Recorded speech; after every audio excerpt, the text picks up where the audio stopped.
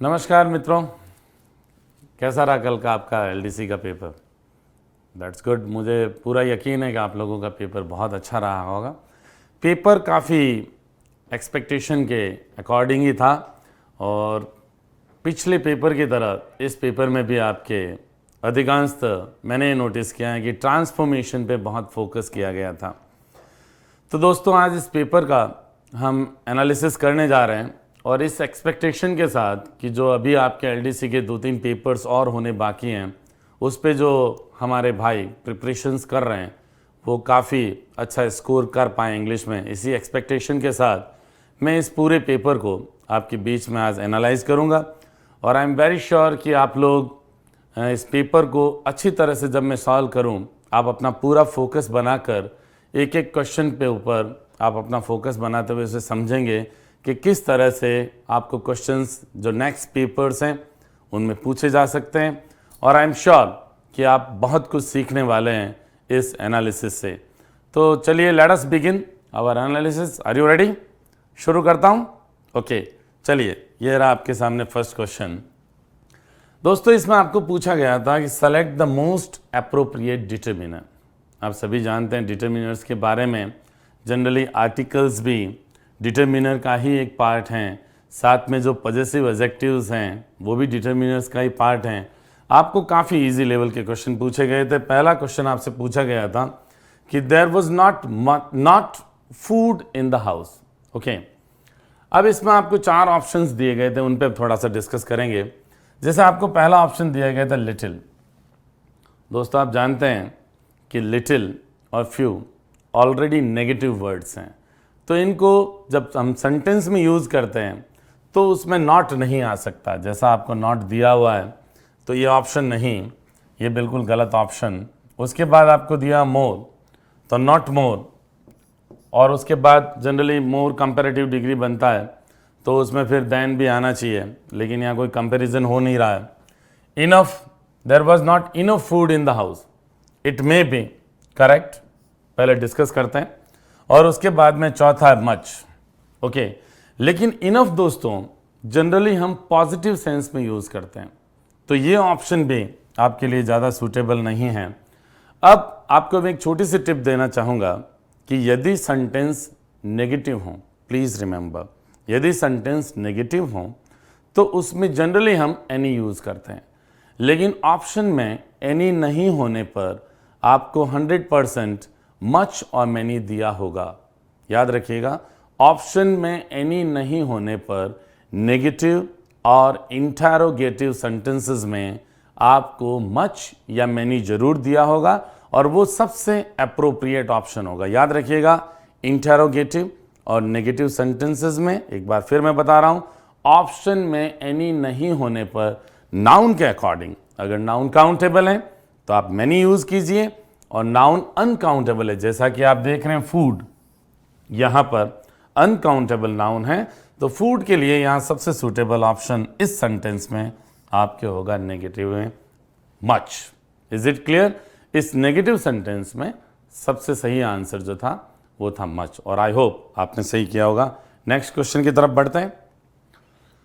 Next question आपको कह रहा है fill in the blank with the correct determiner from the options given below. जो नीचे ऑप्शंस दिए गए हैं उनमें से डिटरमिनर्स आपको चूज करना है। अगेन वही question, the scheme was closed because people were interested in it.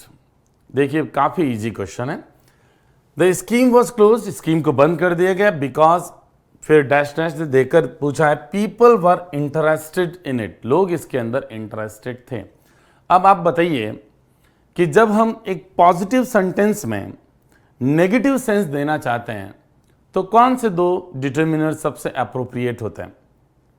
Sentence positive लेकिन सेंस हम नेगेटिव देना चाहें, ऑलमोस्ट नेगेटिव वर्ड्स की तरह उन्हें यूज करना चाहें।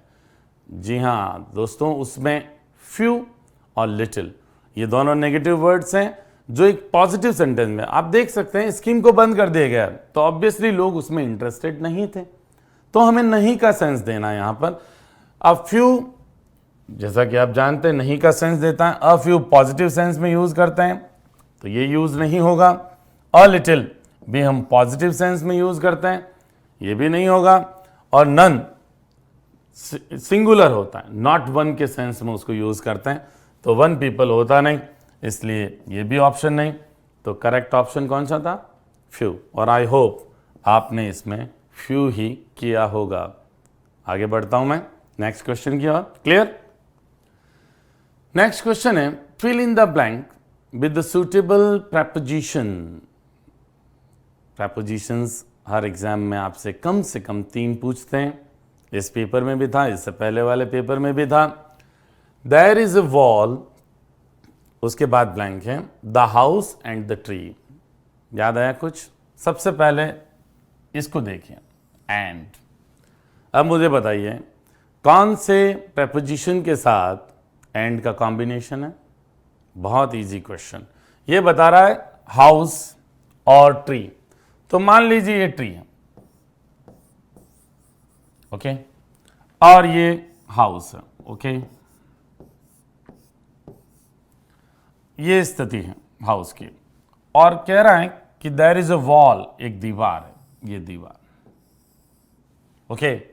अब ये कह रहा है कि एक दीवार है घर और पेड़, तो घर और पेड़ के बीच में एक दीवार है, ये वॉल है, okay.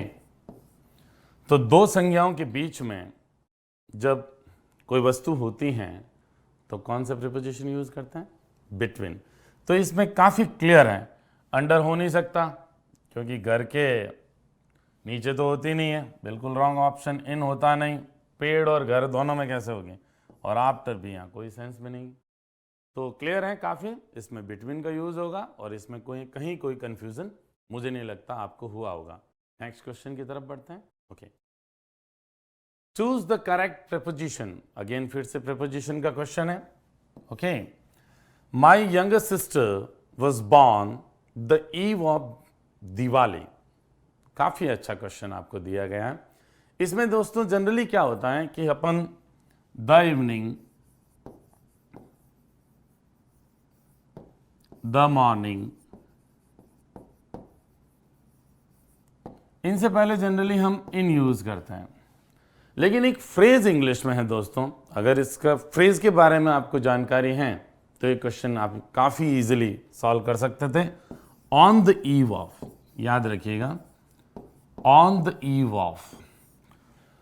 On the eve of means किसी इंपॉर्टेंट इवेंट से जस्ट पहले वाला दिन, the day before some important event, okay. तो दीपावली एक इंपॉर्टेंट इवेंट है, उससे पूर्व वाली शाम को वह पैदा हुई थी मेरी सिस्टर। तो यहाँ पे एक फ्रेज है फिक्स, इसमें हमें लर्न करना यही है कि ऑन द ईव ऑफ एक पर्टिकुलर फ्रेज होती है, इसमें अपन किसी तरह का चेंज कर नहीं सकते। तो एक तरह से फिक्स प्रेपोजिशन आपसे पूछा गया। Is it clear? तो इसमें करेक्ट आंसर होगा ऑन। दूसरे ऑप्शंस आप विचार ही नहीं कर सकते। जब फिक्स प्रेपोजिशंस होते हैं तो हम उनके साथ कोई तरह की छेड़खानी या कोई तरह का चेंजेस अपन कर नहीं सकते। Is it clear? चलिए, let us move to the next question please. Choose the correct preposition. फिर से प्रेपोजिशन का क्वेश्चन है, और यह भी एक तरह से बहुत ही टेक्निकल क्वेश्चन आपसे पूछा गया। This is an house product, isn't it, sorry, it isn't sold in the public, okay? अब इसमें देखिए, सबसे पहले तो यहां पे क्या दिया हुआ है? एन। इसका मतलब एन कहां यूज होता है? ऐसे वर्ड्स के साथ जिसकी बिगनिंग किसी वाउल साउंड से हो। तो इसमें टू का ऑप्शन तो आप बिल्कुल हटा दीजिए, क्योंकि टी जो टू जो शुरू हो रहा है वो टी से हो रहा है, कंसोनेंट साउंड से हो रहा है, तो इसको आप हटाइए। अब आपके पास बचा है एट, इन, ऑन, तीनों में से कोई एक यूज होगा। तो मैं आपको बता देता हूं कि यहां पे करेक्ट आंसर होगा इन हाउस प्रोडक्ट। अब इन हाउस प्रोडक्ट का सेंस होता है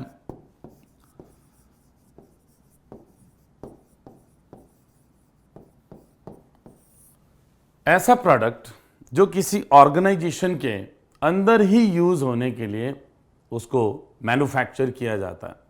ये भी एक फिक्स इंग्लिश में फ्रेज है। In house product means a product which is produced to be consumed within the members और within an organisation. Is it clear? एक कोई भी संगठन है या कोई बिजनेस फर्म है, वो अपने एम्प्लॉयज़ के लिए या पर्सनल यूजेस के लिए जो प्रोडक्ट मैन्युफैक्चर करती हैं उसको अपन कहते हैं इन house product. Is it clear? एक तरह से फिक्स है, इसमें किसी प्रकार का चेंज पॉसिबल नहीं है। तो ये एक फिक्स प्रपोजिशन का नॉलेज चेक करने के लिए आपको क्वेश्चन दिया हुआ था। Fine, let us move to the next question. Fill in the blanks with the correct preposition from the options given below. जो करेक्ट प्रपोजिशन आपको चुनना है, वही अगेन फिर से वही बात, करेक्ट प्रपोजिशन आपको चुनना है। Don't walk the railway line, ये दोस्तों काफ़ी एक ईजी क्वेश्चन था। अब रेलवे लाइन फॉर एग्जाम्पल मैं आपको बना रहा हूं, this is a railway line, okay. अब रेलवे लाइन पे चलने की बात हो रही है। अब जनरली रेलवे लाइन के अगर आप पास पास चलेंगे तो आपको पता है जब कोई किनारे किनारे एक्टिविटी होती हैं तो अपन यूज़ करते हैं अलोंग, और जब इस ऑप्शन में आपको अलोंग दिया हुआ नहीं था, ठीक है। उसके बाद में एक ऑप्शन आपका इस तरह से है अक्रॉस, जब कोई संज्ञा के एक छोर से दूसरे छोर, from one end to the other end की तरफ मोशन होता है तो जनरली अपन यूज करते हैं क्या, अक्रॉस। Is it clear? तो रेलवे लाइन के अक्रॉस मत आप जाओ तो यहां पे करेक्ट ऑप्शन क्या है? अब एमंग कहाँ आता है? दो से ज़्यादा के बीच। तो रेलवे ट्रैक्स में तो ये पटरियाँ दो ही होती हैं, तो एमंग का ऑप्शन बिल्कुल गलत। आउट, आउट के साथ जनरली ऑफ आता है, ऑफ यहाँ है नहीं। उसके बाद walk of the railway line होता नहीं। ऑफ डबल एफ होने पे अपन उससे अलग होने का भाव दे सकते हैं, लेकिन वो भी इसमें बिल्कुल पॉसिबल नहीं। तो इसमें बहुत ऑब्वियस और बहुत ही क्लियर एक प्रपोजिशन यूज होगा, वो है अक्रॉस। Is it clear? आप ध्यान रखिए, जब आप इसको मैं पहले इरेज कर देता हूं,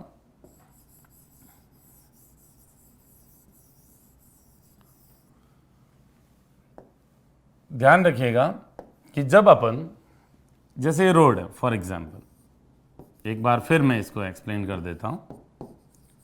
रोड के किनारे किनारे की बात हो तो अपन यूज करते हैं अलोंग, ओके। और रोड के इस छोर से इस छोर, या मान लीजिए नदी है, एक छोर से दूसरे छोर की ओर स्विमिंग हो रही है और फिर आर पार होने का सेंस हो, तो उसमें अपन यूज करते हैं across. Is it clear? I hope आपने अच्छे से समझ लिया होगा। नेक्स्ट क्वेश्चन की तरफ मैं बढ़ रहा हूं। नेक्स्ट क्वेश्चन कह रहा है दोस्तों, choose the correct English translation of the following sentence from the options given below. Is it okay? बहुत इजी क्वेश्चन। वह दौड़ रही हैं, काम अभी चल रहा है, the work is going on at present. जब एक्शन प्रेजेंट में चल रहा हो, आप सभी जानते हैं प्रेजेंट कंटिन्यूस यूज करते हैं। अब यहां पर has run present perfect, may be running model लिखें, दौड़ रही होगी संभावना बताई जा रही है, यहाँ ऐसा कुछ है नहीं। और शी वॉज रनिंग, पास्ट में दौड़ रही थी, पास्ट यहाँ पे है नहीं क्योंकि अभी काम प्रेजेंट में हो रहा है। तो प्रेजेंट कंटिन्यूस के लिए सबसे करेक्ट ऑप्शन आपका पहला, she is running. Is it clear? काफ़ी इजी लेवल का क्वेश्चन है, मुझे नहीं लगता इस पर कोई फर्दर डिस्कशन अपने को करना चाहिए। नेक्स्ट चलें, okay. Choose the correct form of passive transformation of the sentence given. Passive transformation, पहले ये नोट कीजिए, आपके वाइज वर्ड्स आप पूछते हैं, कभी पेसिव का देख के उसका एक्टिव पूछते हैं, कभी एक्टिव को पेसिव में ट्रांसफॉर्म करने का कहते हैं। तो बी केयरफुल, सबसे पहले हमें ये देखना है कि हमसे एक्टिव पूछा जा रहा है या पेसिव। यहाँ पे क्लियर है, पेसिव पूछा जा रहा है। देखिए क्वेश्चन, अपन को सेंटेंस दिया हुआ है, the vice chancellor kept the staff members waiting. Okay, vice chancellor ने स्टाफ जो मेंबर्स थे उनको वेटिंग, इंतजार करते हुए रखा, इंतजार कराते रखा उनको। Is it clear? दोस्तों, जब हम पेसिव करते हैं तो आप सभी जानते हैं हमारे लिए सबसे इंपॉर्टेंट एलिमेंट एक्टिव के सेंटेंस का होता है, वो है ऑब्जेक्ट। सेकंड, हमारा कंसंट्रेशन होता है टेंस पे, क्योंकि हर टेंस में वर्ब एक्टिव फॉर्म में अलग रहती हैं और पेसिव फॉर्म में अलग रहती हैं। आप सभी जानते हैं ये पास्ट सिंपल टेंस में सेंटेंस आपको दिया कैप्ट, कीप की second form as all of you know. अब यहाँ पे ऑप्शन में अपन को सबसे पहले देखना है कि ऑब्जेक्ट स्टाफ मेंबर्स होना चाहिए, और मुझे लगता है जो आपको चारों ऑप्शन दिए उनमें सब में ऑब्जेक्ट ओके। सेकंड बात जो हमें नोटिस करनी है वो है टेंस। पास्ट सिंपल के एक्टिव में पॉजिटिव सेंटेंस में जैसा आप जानते हैं वर्ब की सेकंड फॉर्म, और नेगेटिव सेंटेंसेस में डिड नॉट के साथ फर्स्ट फॉर्म यूज होती है एक्टिव में। अब आपको इसकी पेसिव बनानी है, तो आप सभी जानते हैं पास्ट सिंपल की या सिंपल पास्ट की जो पेसिव हैं उसमें हम was verb and third form, जिसे इंग्लिश में पास्ट पार्टिसिपल कहते हैं, तो वॉज वर्ब और थर्ड फॉर्म का यूज करते हैं। अब कौन से ऑप्शन में है? इसमें आर वेटिंग है, ऑब्वियसली रॉन्ग। इसमें ये देख लीजिए वर्ब कैप्ट है, तो यही चांसेस है सही होने के। बीइंग पास्ट सिंपल में यूज होता नहीं, पास्ट कंटिन्यूस में होता है या कंटिन्यूस टेंसेस में होता है। और जो फर्स्ट ऑप्शन है ये देखिए, ये तो बिल्कुल ही रॉन्ग है। इसमें क्या दिया है? वर्ब वेटिंग, और पेसिव में तो कभी जो वर्ब हैं वो आईएनजी फॉर्म में या प्रेजेंट पार्टिसिपल फॉर्म में रहती नहीं है, तो ये भी ऑप्शन रॉन्ग है। तो करेक्ट ऑप्शन कौन सा हुआ? The staff members were kept waiting by the vice chancellor. Is it okay? काफ़ी इजी था और आई होप आप सभी ने इसको करेक्ट ही किया होगा। नेक्स्ट अपन आ चुके हैं। Choose the correct English translation of the following sentence from the options given below. जो नीचे ऑप्शंस दिए हुए हैं उसमें अपन को पूछ रहा है इंग्लिश ट्रांसलेशन। सभी जानते हैं इंग्लिश में ट्रांसलेट करना पूछा जा रहा है। मेरे स्टेशन पहुंचने से पहले गाड़ी जा चुकी थी। आप सभी जानते हैं कि किसी भी कॉम्पिटिटिव एग्जाम में टेंसेस से रिलेटेड एक बहुत इंपॉर्टेंट कॉम्बिनेशन आपको पूछा जाता है, वो है पास्ट सिंपल और पास्ट परफेक्ट का कॉम्बिनेशन। आप सभी जानते हैं काफ़ी इंपॉर्टेंट होता है। मेरे पहुंचने से पहले ट्रेन जा चुकी थी, या डॉक्टर के आने से पहले मरीज मर चुका था, या फॉर एग्जांपल मुख्य अतिथि के आने से पहले प्रधानाचार्य ध्वजारोहण कर चुके थे। याद आ गया? बहुत इजी कॉम्बिनेशन है। एक तरफ पास्ट परफेक्ट, जो एक्शन पहले हुआ उसके लिए पास्ट परफेक्ट, और जो एक्शन बाद में हुआ उसके लिए हम पास्ट सिंपल टेंस यूज करते हैं। Is it okay? देखते हैं चार ऑप्शंस कौन कौन से हैं। मेरे रेलवे स्टेशन पहुंचने से पहले गाड़ी जा चुकी थी। ऑब्वियसली टू एक्शंस हैं पास्ट के, एक तो ट्रेन का जाना और एक मेरा रेलवे स्टेशन पहुंचना। ऑब्वियस है कि ट्रेन पहले गई, पास्ट परफेक्ट में होगा train had left. Okay, past perfect में हम क्या यूज करते हैं मालूम होगा आपको? Past perfect. ओके, इसमें अपन क्या यूज करते हैं? Had plus third form of the verb. और पास्ट सिंपल जो लेटर एक्शन बाद में हुआ, दो एक्शन को जब अपन सीक्वेंस में बताना चाहते हैं पास्ट के, पहले ये हो गया पहले वो हो गया, तो फर्स्ट एक्शन तो हम पास्ट परफेक्ट में, और सेकंड पास्ट सिंपल या सिंपल पास्ट, पास्ट इंडेफिनाइट, इसमें अपन सेकंड फॉर्म यूज करते हैं।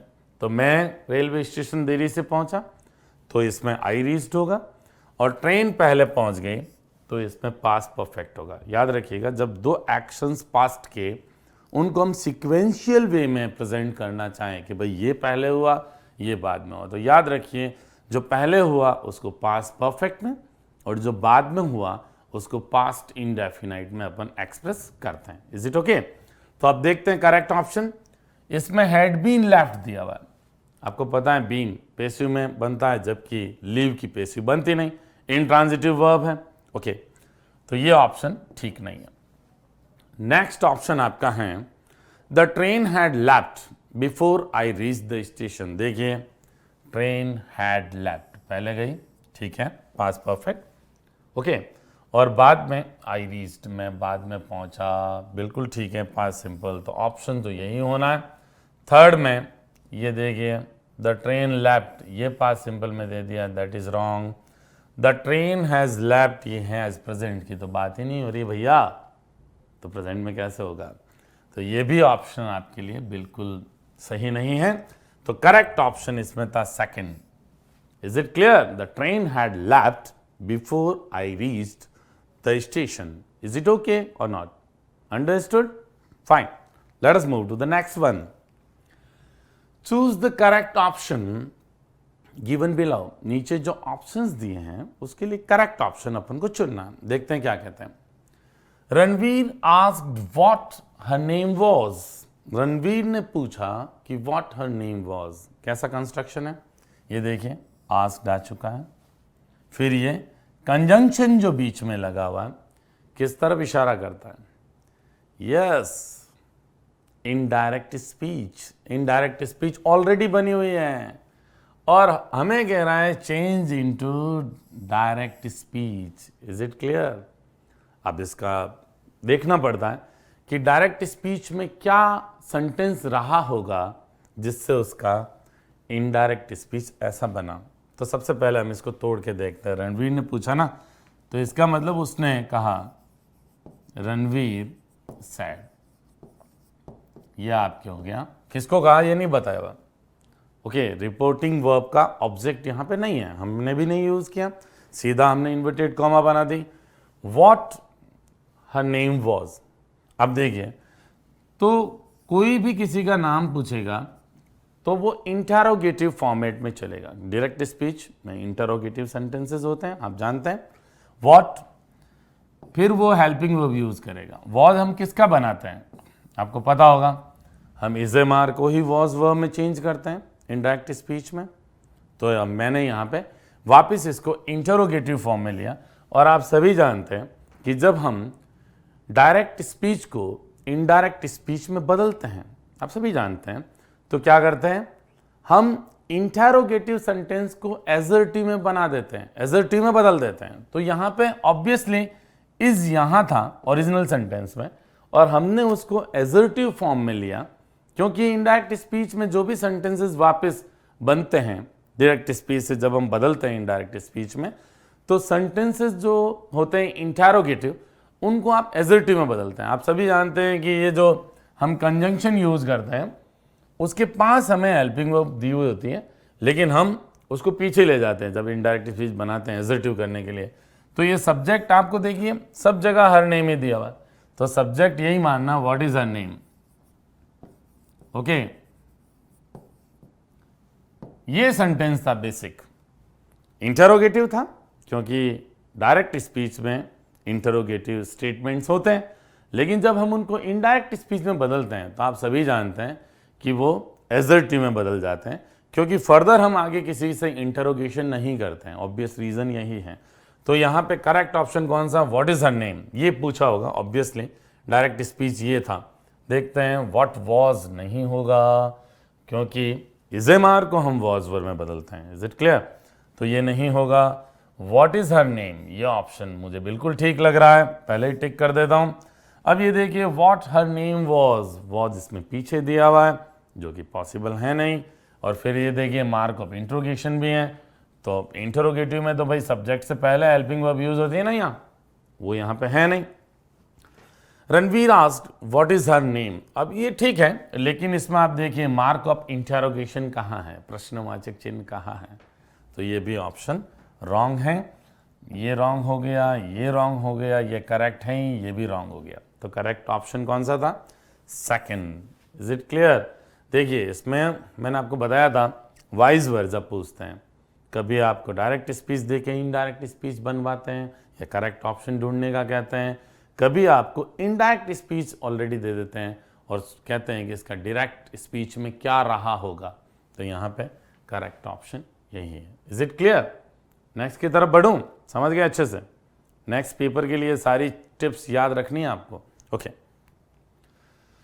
The principal said to the students where were you yesterday. देखिए सबसे पहले स्टूडेंट्स हैं, और ये आप सभी जान चुके होंगे कि ये जो सेंटेंस है ये आपको डायरेक्ट स्पीच में दिया हुआ है।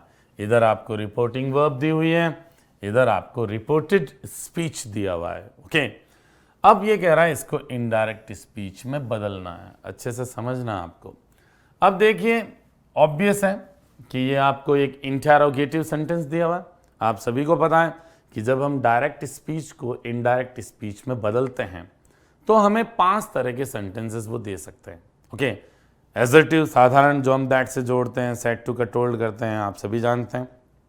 इंटरोगेटिव जो आपके सामने हैं, जो या तो किसी WH वर्ड से शुरू होता है या फिर किसी हेल्पिंग वर्ब से, और पीछे मार्क ऑफ इंटरोगेशन रहता ही है। इजीली अपन आइडेंटिफाई कर सकते हैं। कुछ सेंटेंसेस हमें दे देते हैं इंपैरेटिव।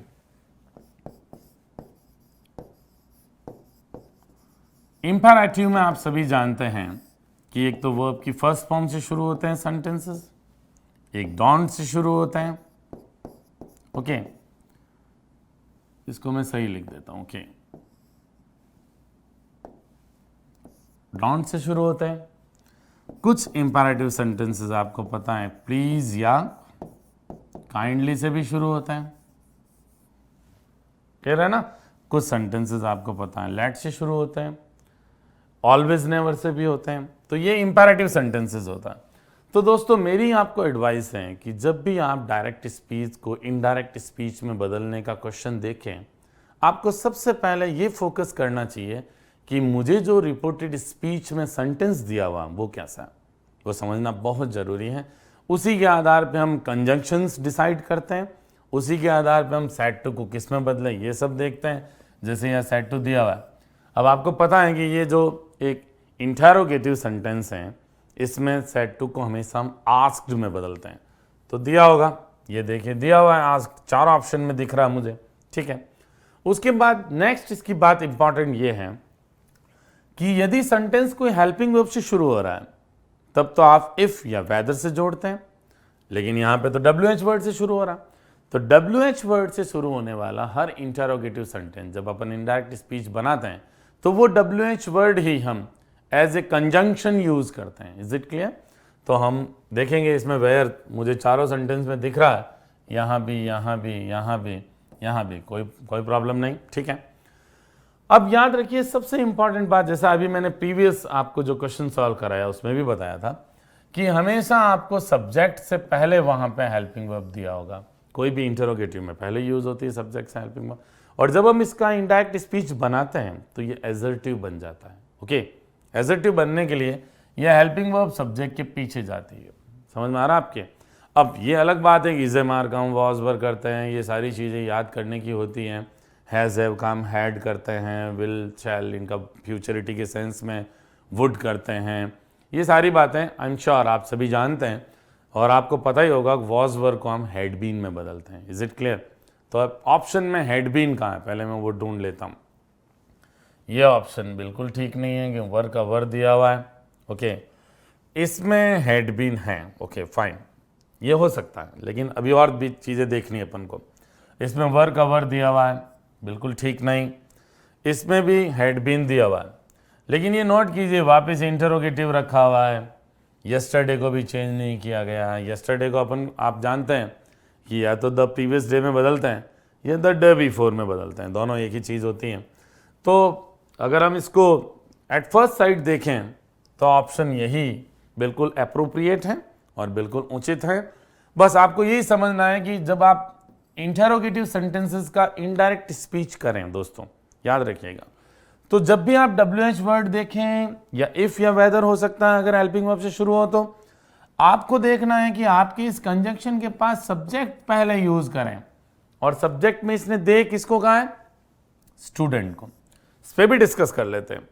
जब भी आप फर्स्ट पर्सन के प्रोनाउंस बदलते हैं तो याद रखिएगा उनको सब्जेक्ट बोल कौन रहा है, हु इज द स्पीकर, कौन बोल रहा है सेंटेंस, उसके अकॉर्डिंग आई की पूरी फैमिली, वी की जो प्रोनाउंस है, आई और वी के प्रोनाउंस जब आप बदलते हैं जनरली आप फर्स्ट जो सब्जेक्ट कौन है उसको देखते हैं। आई हमेशा अकॉर्डिंग टू सब्जेक्ट चेंज कीजिएगा, और यू हमेशा जो रिपोर्टिंग वर्ब जो है उसका ऑब्जेक्ट कौन है ये देखिएगा। तो यहां पे यू सामने वाले को कहते हैं ऑब्वियसली, भाई जब प्रिंसिपल बोल रहा है तो उसने यू किसको कहा? स्टूडेंट्स को कहा ना।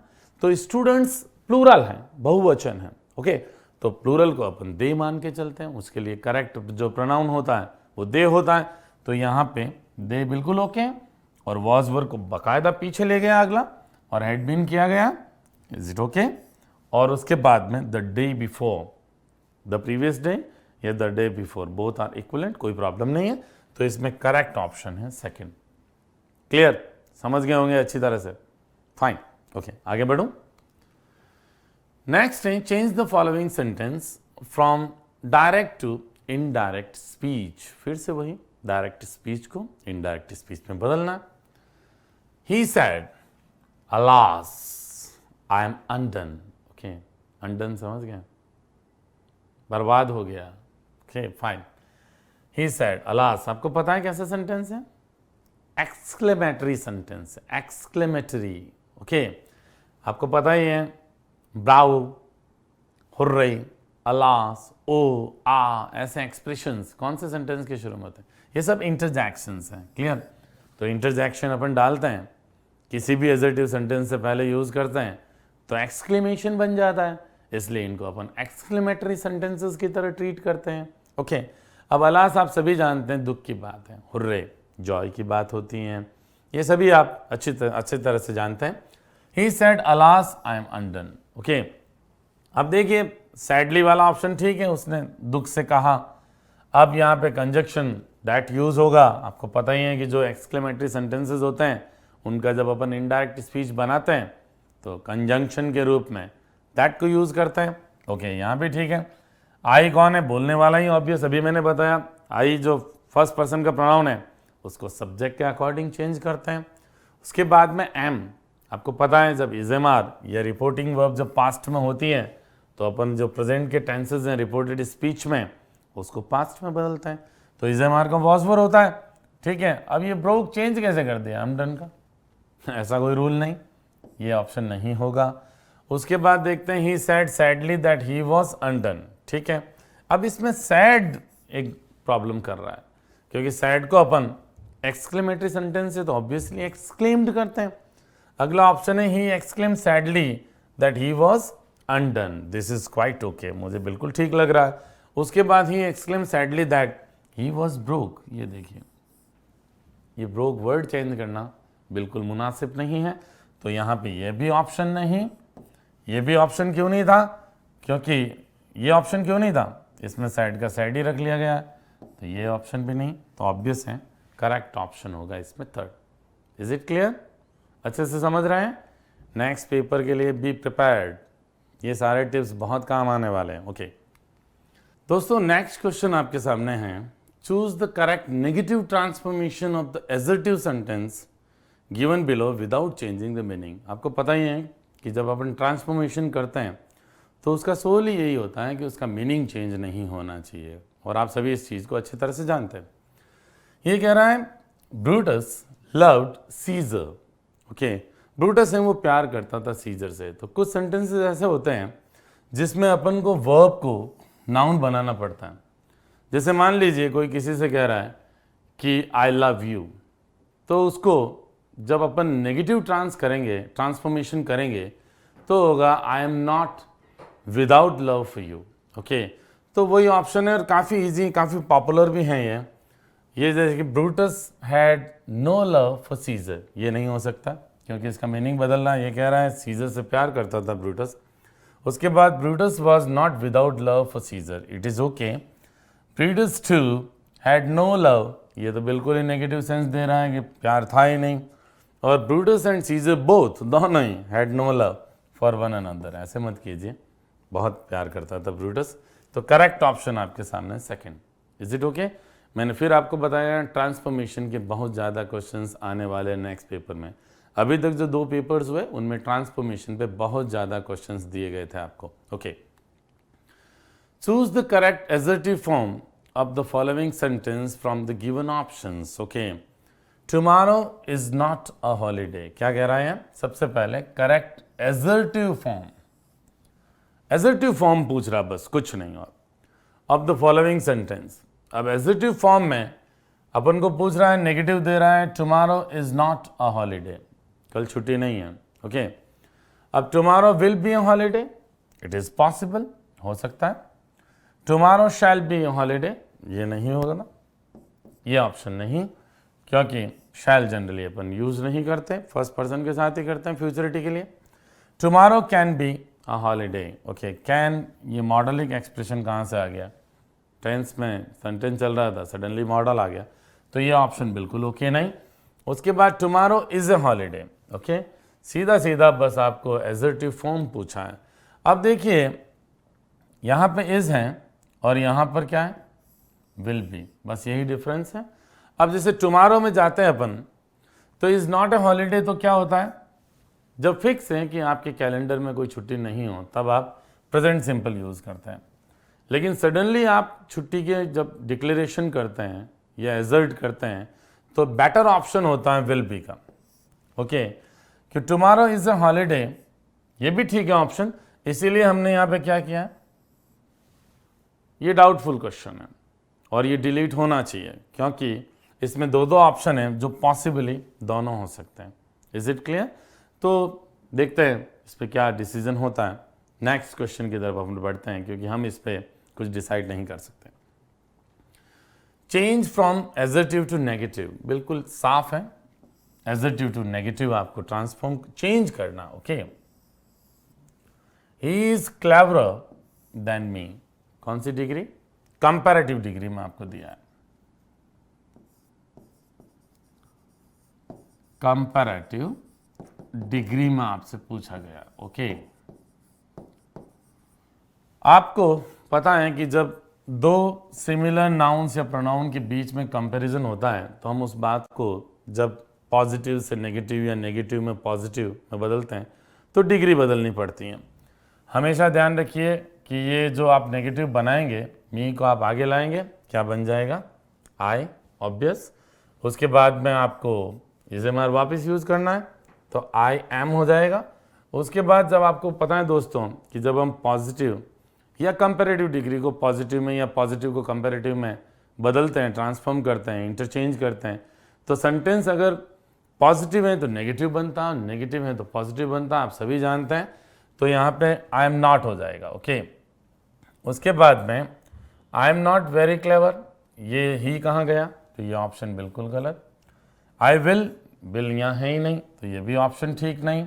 उसके बाद I am not as clever as he is, ये बिल्कुल ओके लग रहा है मेरे को। और I am not as cleverer, ये देखिए एज भी दे दिया, देन भी दे दिया, देन तो कंपैरेटिव डिग्री का एलिमेंट होता है और एज पॉजिटिव डिग्री का एलिमेंट होता है, तो ये भी ऑप्शन ठीक नहीं। तो इसमें बहुत इजी क्वेश्चन था दोस्तों, इसलिए मैं ज़्यादा इसको डिस्कस नहीं करूंगा।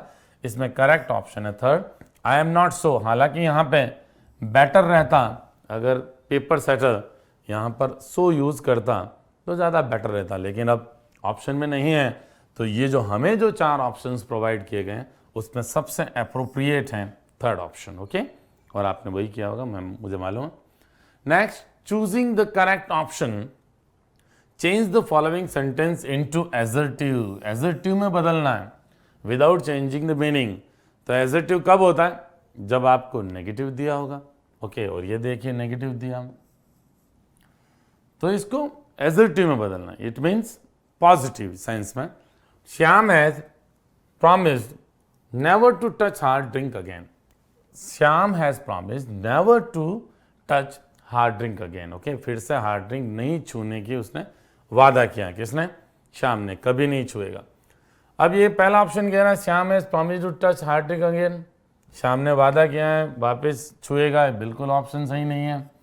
उसके बाद Shyam has promised to abstain from hard drink in future, Shyam ने वादा किया है कि वो परहेज रखेगा फ्रॉम हार्ड ड्रिंक से परहेज रखेगा, शराब वगैरह अल्कोहलिक जो ड्रिंक्स होते हैं उनको हार्ड ड्रिंक कहते हैं, फ्यूचर में। ये ऑप्शन ठीक है। ये कह रहा है Shyam has not promised to touch hard drink in future, ठीक है, इसमें कुछ नहीं किया है, नेवर कर दिया है, तो ये भी नेगेटिव रहा ना। ओके, यहाँ पे एजर्टिव की जगह बेटर होता कि वो अपन को पॉजिटिव कहता, तो कोई कंफ्यूजन नहीं होता। ओके, खैर, Shyam has never promised to touch hard drink again, ये देखिए ये तो सेम दे दिया नेवर, और वादा कभी किया ही नहीं है, नेवर को बदल दिया। तो इसमें सबसे जो अप्रोप्रिएट ऑप्शन है वो है Shyam has promised to abstain from, परहेज रखने का। भाई वापस नहीं छूने का मतलब क्या है, वो एब्सटेन करेगा, परहेज रखेगा, तो this is okay. Okay, 16 question हो गया, इसमें करेक्ट ऑप्शन था second. Is it clear? Okay, let us move to the next one.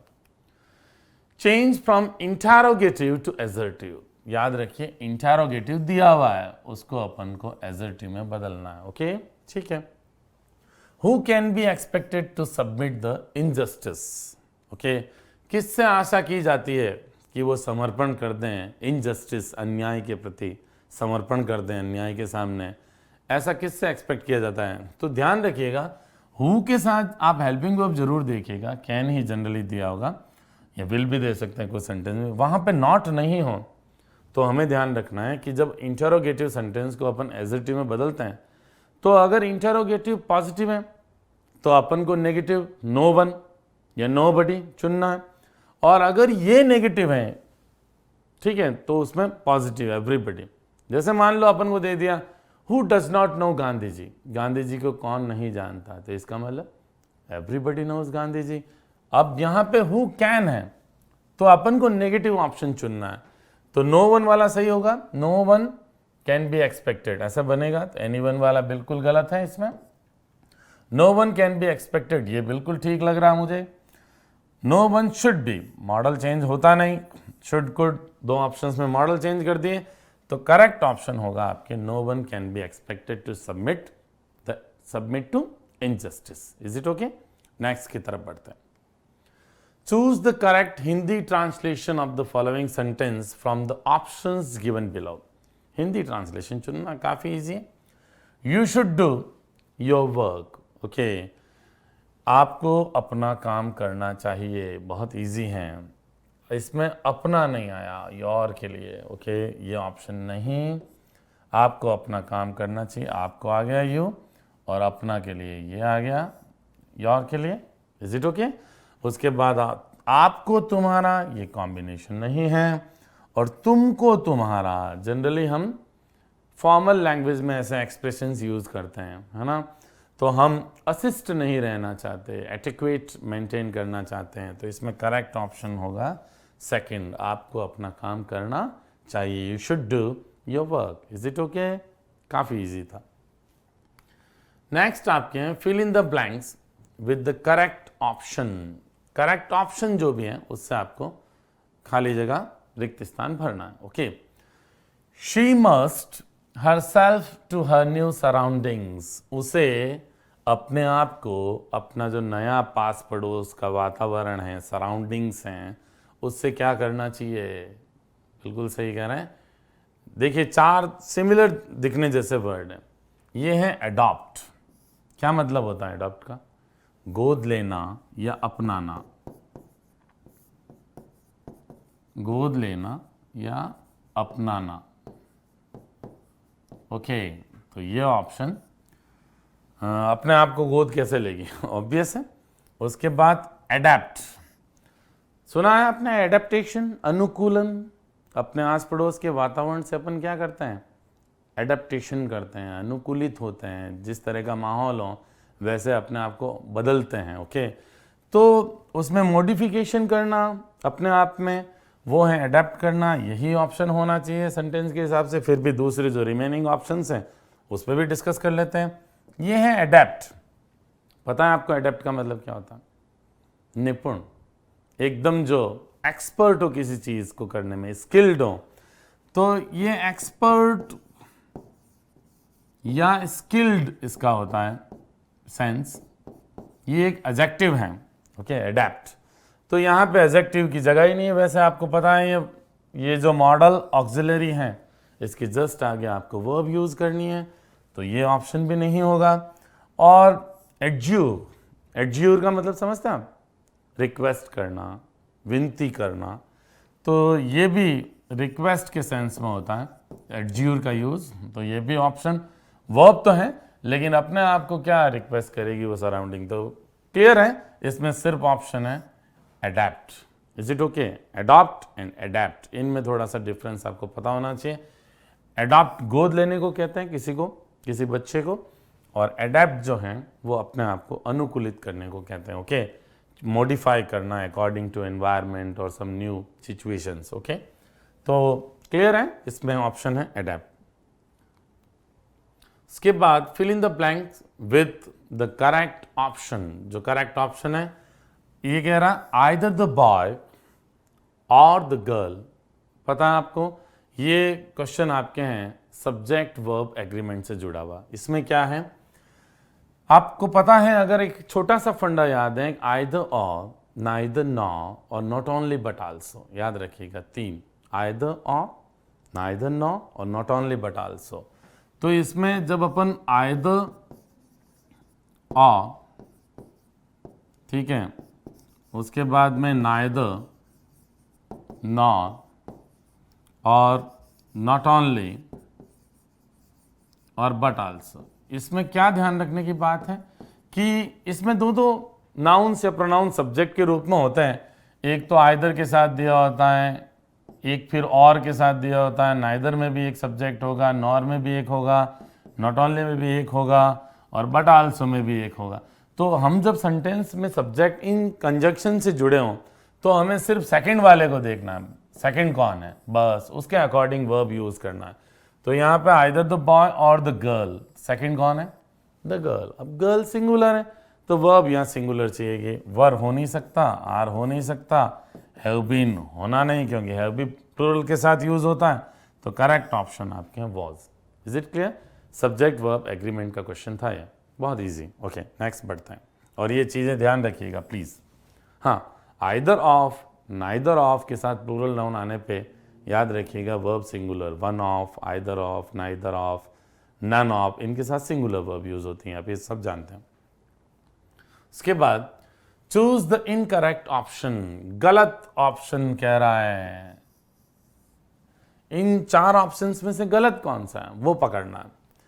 Connectors, जिन्हें अपन कंजंक्शंस भी कहते हैं, ओके, या कनेक्टिव्स भी कहते हैं, जॉइन टुगेदर, वो जोड़ते हैं साथ साथ। किसको जोड़ते हैं? सेंटेंसेस, बिल्कुल जोड़ते हैं।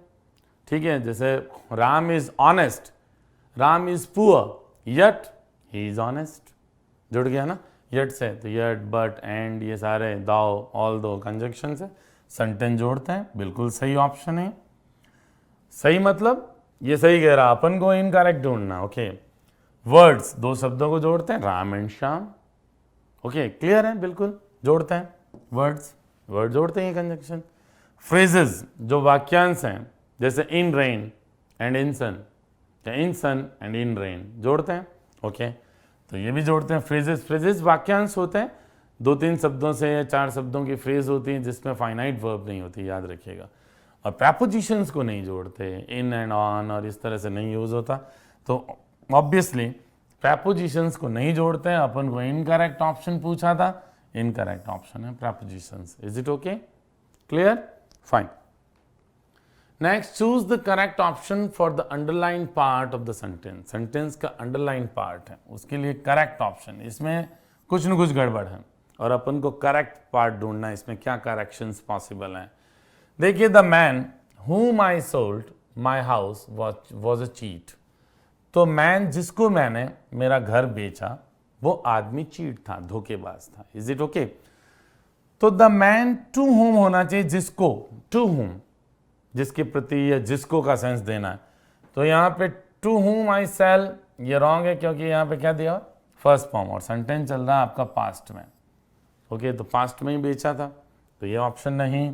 उसके बाद to whom I sell, same वही बात, टू हु है, सॉरी, टू हु होता नहीं क्योंकि प्रपोजिशन के साथ प्रोनाउन का जो एक्यूजेटिव फॉर्म, ऑब्जेक्टिव फॉर्म होता है वो यूज करते हैं। तो ये सब्जेक्टिव फॉर्म होता है टू, ये यूज होगा नहीं। प्रपोजिशन है ना, प्रपोजिशन के साथ सब्जेक्टिव फॉर्म यूज नहीं होता। टू हु ये भी नहीं है, सेम बात है। तो ऑप्शन बचा to whom I sold, this is okay. ये ऑप्शन होना चाहिए। यहाँ पे ये क्लोज बदलना चाहिए, यहाँ पे होना चाहिए the man to whom I sold my house was a cheat। Okay, काफी इजी था ये और आपने सही किया होगा। नेक्स्ट चलते हैं, choose the correct Hindi option. Hindi option अपन को पूछ रहा है डिस्क्लेमर। डिस्क्लेमर आपने कई जगह पढ़ा होगा, ओके, और आई एम श्योर कि आपको इसका मीनिंग अच्छे से आता है। असहमति, वो तो डिसएग्रीमेंट होता है। दस्तावेज, डॉक्यूमेंट होता है। अवेतनिक, ऑनरेरी होता है, सभी जानते हैं। अवेतनिक पोस्ट पे काम करते हैं बहुत सारे लोग, ऑनरेरी पोस्ट होती हैं। तो ये तीनों ऑप्शन नहीं होने चाहिए। ओके, अब अपने पास बचा अस्वीकरण। This is the right option. Disclaimer means अस्वीकरण, ये घोषणा की जाती है कि भाई हम इसको स्वीकार नहीं करते, उस समय आगे दिया जाता है डिस्क्लेमर। ओके, बहुत सारी मूवीज़ के बिगनिंग में, और आप देखते हैं है ना, बहुत सारे ग्रुप्स ऐसा जब एडवर्टीजमेंट देते हैं न्यूज़पेपर में, तो उसमें वो देते हैं एक डिस्क्लेमर, है ना, हम इससे सहमत नहीं हैं या हम इसको स्वीकार नहीं करते हैं। Is it okay? Fine, next बढ़ते हैं। Choose the correct Hindi option. Inflation बहुत ज़्यादा पॉपुलर वर्ड है दोस्तों। इन्फ्लेशन, इन्फ्लेशन क्या है? एक प्रॉब्लम है, मुद्रा से जुड़ी होती है। इन्फ्लेशन में होता क्या है, जो मनी का वैल्यू लगातार कम होता जाता है। अभी वैसे भी आपको पता है लोवेस्ट अपनी प्राइस पे आ चुका है रुपी डॉलर के सामने। तो इन्फ्लेशन के कारण ये मुद्रास्फीति, लाभांश को क्या कहते हैं? प्रीमियम कहते हैं, है ना, या डिविडेंड कहते हैं।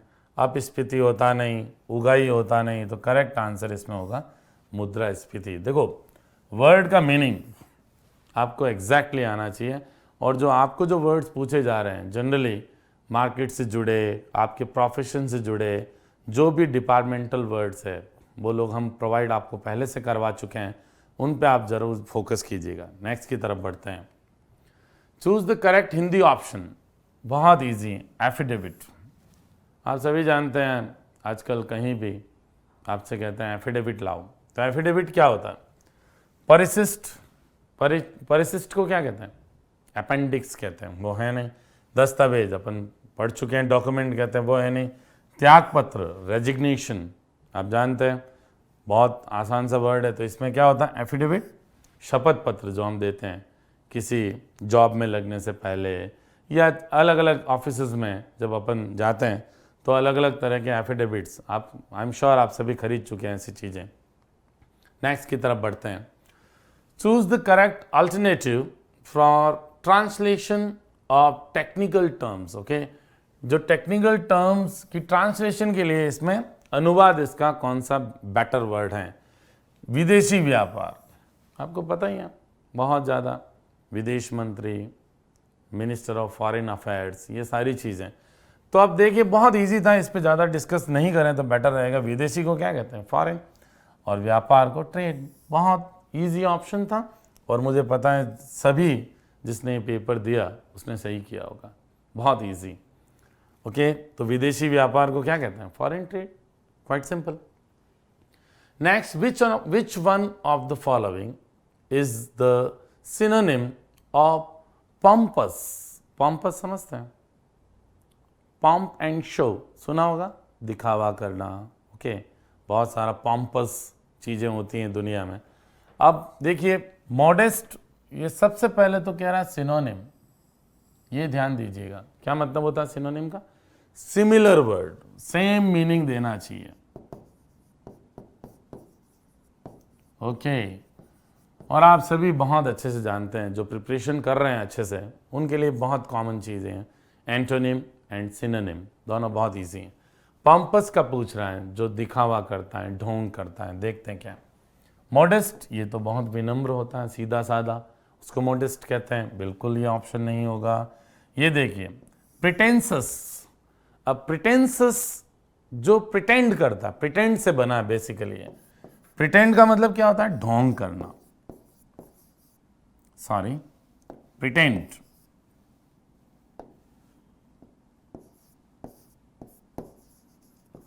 प्रिटेंड, ढोंग करना, इसी से बना। तो दिखावा करना, ढोंग करना। देखते हैं, हम्बल भी विनम्र है, होना नहीं। अनअफेक्टेड, जो बिल्कुल प्रभावित नहीं हो, ये भी एडजेक्टिव हैं, ये भी होना नहीं, क्योंकि दिखावा करने वाले लोग तो हर सिचुएशन से प्रभावित होकर दिखावा करते हैं, तो ये होना नहीं। तो इसमें करेक्ट ऑप्शन है प्रिटेंसस। ये सबसे बेटर ऑप्शन है, और यही इसका करेक्ट आंसर है। क्योंकि जो पॉम्पस होता है, दिखावा करता है, वही क्या होता है? प्रिटेंसस होता है, ढोंगी या बनावटी बातें बनाने वाला, दिखावा करने वाला, एटसेट्रा। ओके, क्लियर है? सिनोनिम पूछा था। नेक्स्ट है, which of the following is the synonym of primitive? फिर देखिए क्या पूछ रहा है? सिनोनिम, एंटोनिम नहीं पूछ रहा। और फिर किसका पूछ रहा है? प्रिमिटिव का। प्रिमिटिव मैन, याद आया कुछ? आदिकालीन मानव। तो जो पौराणिक काल की चीजें हैं, प्री हिस्ट्रिक, वो प्रिमिटिव है। देखते हैं इसमें क्या। अच्छा, पहला ऑप्शन ही क्या दिया हुआ? प्री हिस्ट्रिक, यही सही होगा। सॉफिस्टिकेटेड, जो रिफाइंड हो मैनर्स में, जिसे अपन कहते हैं परिशुद्ध मैनर, बिल्कुल सिस्टमेटिक मैनर से जो ढंग से चलते हैं, मॉडर्न एटीट्यूड रखने वाले, एप्टीट्यूड, वो होते हैं सॉफिस्टिकेटेड। वो है नहीं। रिफाइंड वही परिशुद्ध व्यवहार करने वाले लोग, या एकदम शुद्ध किया हुआ आचरण जिनका बहुत ही सिस्टमेटिक हो, वो रिफाइंड पीपल होते हैं। मॉडर्न लोग भी वही होते हैं। ओके, तो इसमें प्रागैतिहासिक होगा, प्रिमिटिव आदिकालीन कहो चाहे प्रागैतिहासिक कहो, ये करेक्ट ऑप्शन सिनोनिम का। Is it okay? आगे बढ़े। ठीक। Change from assertive to interrogative, फिर आ गया आपका ट्रांसफॉर्मेशन। एजर्टिव को किस में बदलना है? इंटरोगेटिव में। ठीक है, साधारण को इंटरोगेटिव, प्रश्नवाचक में। इट इज एक्सट्रीमली फुलिश, जो लोग प्रिपरेशन कर रहे हैं उनको पता है कि कोई भी चीज जब एक्सट्रीमली फुलिश होती है तो उसको नहीं करना चाहिए। तो अपन इंटरोगेटिव में जैसे ये कह रहा है, it is extremely foolish to waste time in reading trash. Trash समझते हैं? ट्रैश मीन्स निम्न स्तरीय चीजें, कचरा जिन्हें अपन कहते हैं, रबिश। ओके, तो एक्सट्रीमली फुलिश होता है समय बर्बाद करना रीडिंग पढ़ने में, ट्रैश निम्न स्तरीय चीजें उसको पढ़ने में। तो सीधा सा इसका इंटरोगेटिव क्या बनेगा? वाई वेस्ट टाइम, क्यों बर्बाद करें समय, इस टोन में बनेगा। तो देखते हैं, ये देखिए पहला ऑप्शन है वाई वेस्ट टाइम, जैसे आपको दे दिया, it is extremely foolish to talk to such people, ऐसे लोगों से बात करना बिल्कुल फुलिश बात है, यूजलेस बात है। तो आप सीधा कीजिए why talk to such people, बस it is extremely foolish to, ये it is extremely useless to, इनको हटाकर बस आपको वाई लगाना। ओके, तो यहाँ पे शुड आना नहीं। ओके, ये why waste time in reading trash, it is okay. Why waste time in reading trash, ठीक है, ये ऑप्शन ओके है। Why should we waste time and read trash, ये बिल्कुल गलत है। ये रीडिंग आया हुआ है तो फिर रीड कैसे हो गया? कोई चांस नहीं। ओके, ये बिल्कुल रॉन्ग। अब बचा क्या? ये दो ऑप्शंस काफी रिजेंबलिंग है, मिलते जुलते हैं। यहां पे देखिए ट्रैश के आगे बुक्स नहीं दिया हुआ, इसमें बुक्स दे दिया, बस यही डिफरेंस है। बुक्स मन से, ट्रैश केवल बुक्स ही थोड़ी होती है, बहुत सारे दूसरी मैगजीन्स हैं, जर्नल्स हैं, वो भी ट्रैश हो सकते हैं। तो ये ऑप्शन गलत है। इसमें सही ऑप्शन होगा सिर्फ तीसरा, why waste time in reading trash. समझ गए? बहुत इंपॉर्टेंट है। इस तरह के ट्रांसफॉर्मेशन बहुत ज़्यादा पूछे जा रहे हैं आपसे, बी केयरफुल, ट्रांसफॉर्मेशन को साउंड करना आपको। Choose the correct option for interrogative to assertive, interrogative को एजर्टिव ट्रांसफॉर्मेशन करना। ओके, इंटरोगेटिव होगा who will not help a man in distress, यहाँ पे मार्क ऑफ इंटरोगेशन होगा। ठीक है, who will not help a man in distress, क्या meaning दे रहा है कि एक निराशा में या संकट में, ठीक है, कौन एक व्यक्ति की मदद नहीं करेगा। मैंने अभी बताया था आपको, हु के साथ नेगेटिव है, तो आप जब एजर्टिव में बदलेंगे तो पॉजिटिव बनेगा। इसका मतलब क्या है? अपन जब बोलते हैं कि संकट में या निराशा में एक व्यक्ति की मदद कौन नहीं करेगा, इसका मतलब प्रत्येक जना करना चाहेगा। तो एवरीबॉडी वाला कहाँ है? ये देखिए नो वन वाला बिल्कुल गलत है, क्योंकि वापस नेगेटिव सेंस थोड़ी देना, अपन को पॉजिटिव सेंस देना। और ये सेंटेंस का कंस्ट्रक्शन भले ही नेगेटिव हो, ये सेंस पॉजिटिव दे रहा है। जैसे अपन कहते हैं कि हु डजंट लाइक मनी, अरे भाई पैसा कौन नहीं चाहता, इसका मतलब प्रत्येक जना पैसा चाहता है। तो सेंटेंस नेगेटिव टोन में है, लेकिन इसका नेगेटिव कंस्ट्रक्शन में है, लेकिन इसका टोन पॉजिटिव है, याद रखिएगा। ये नो वन वाला नहीं होगा। एवरीवन हेल्प, ये तो वैसे ग्रामेटिकली रॉन्ग है, हेल्प्स होगा तो ये भी ऑप्शन नहीं है।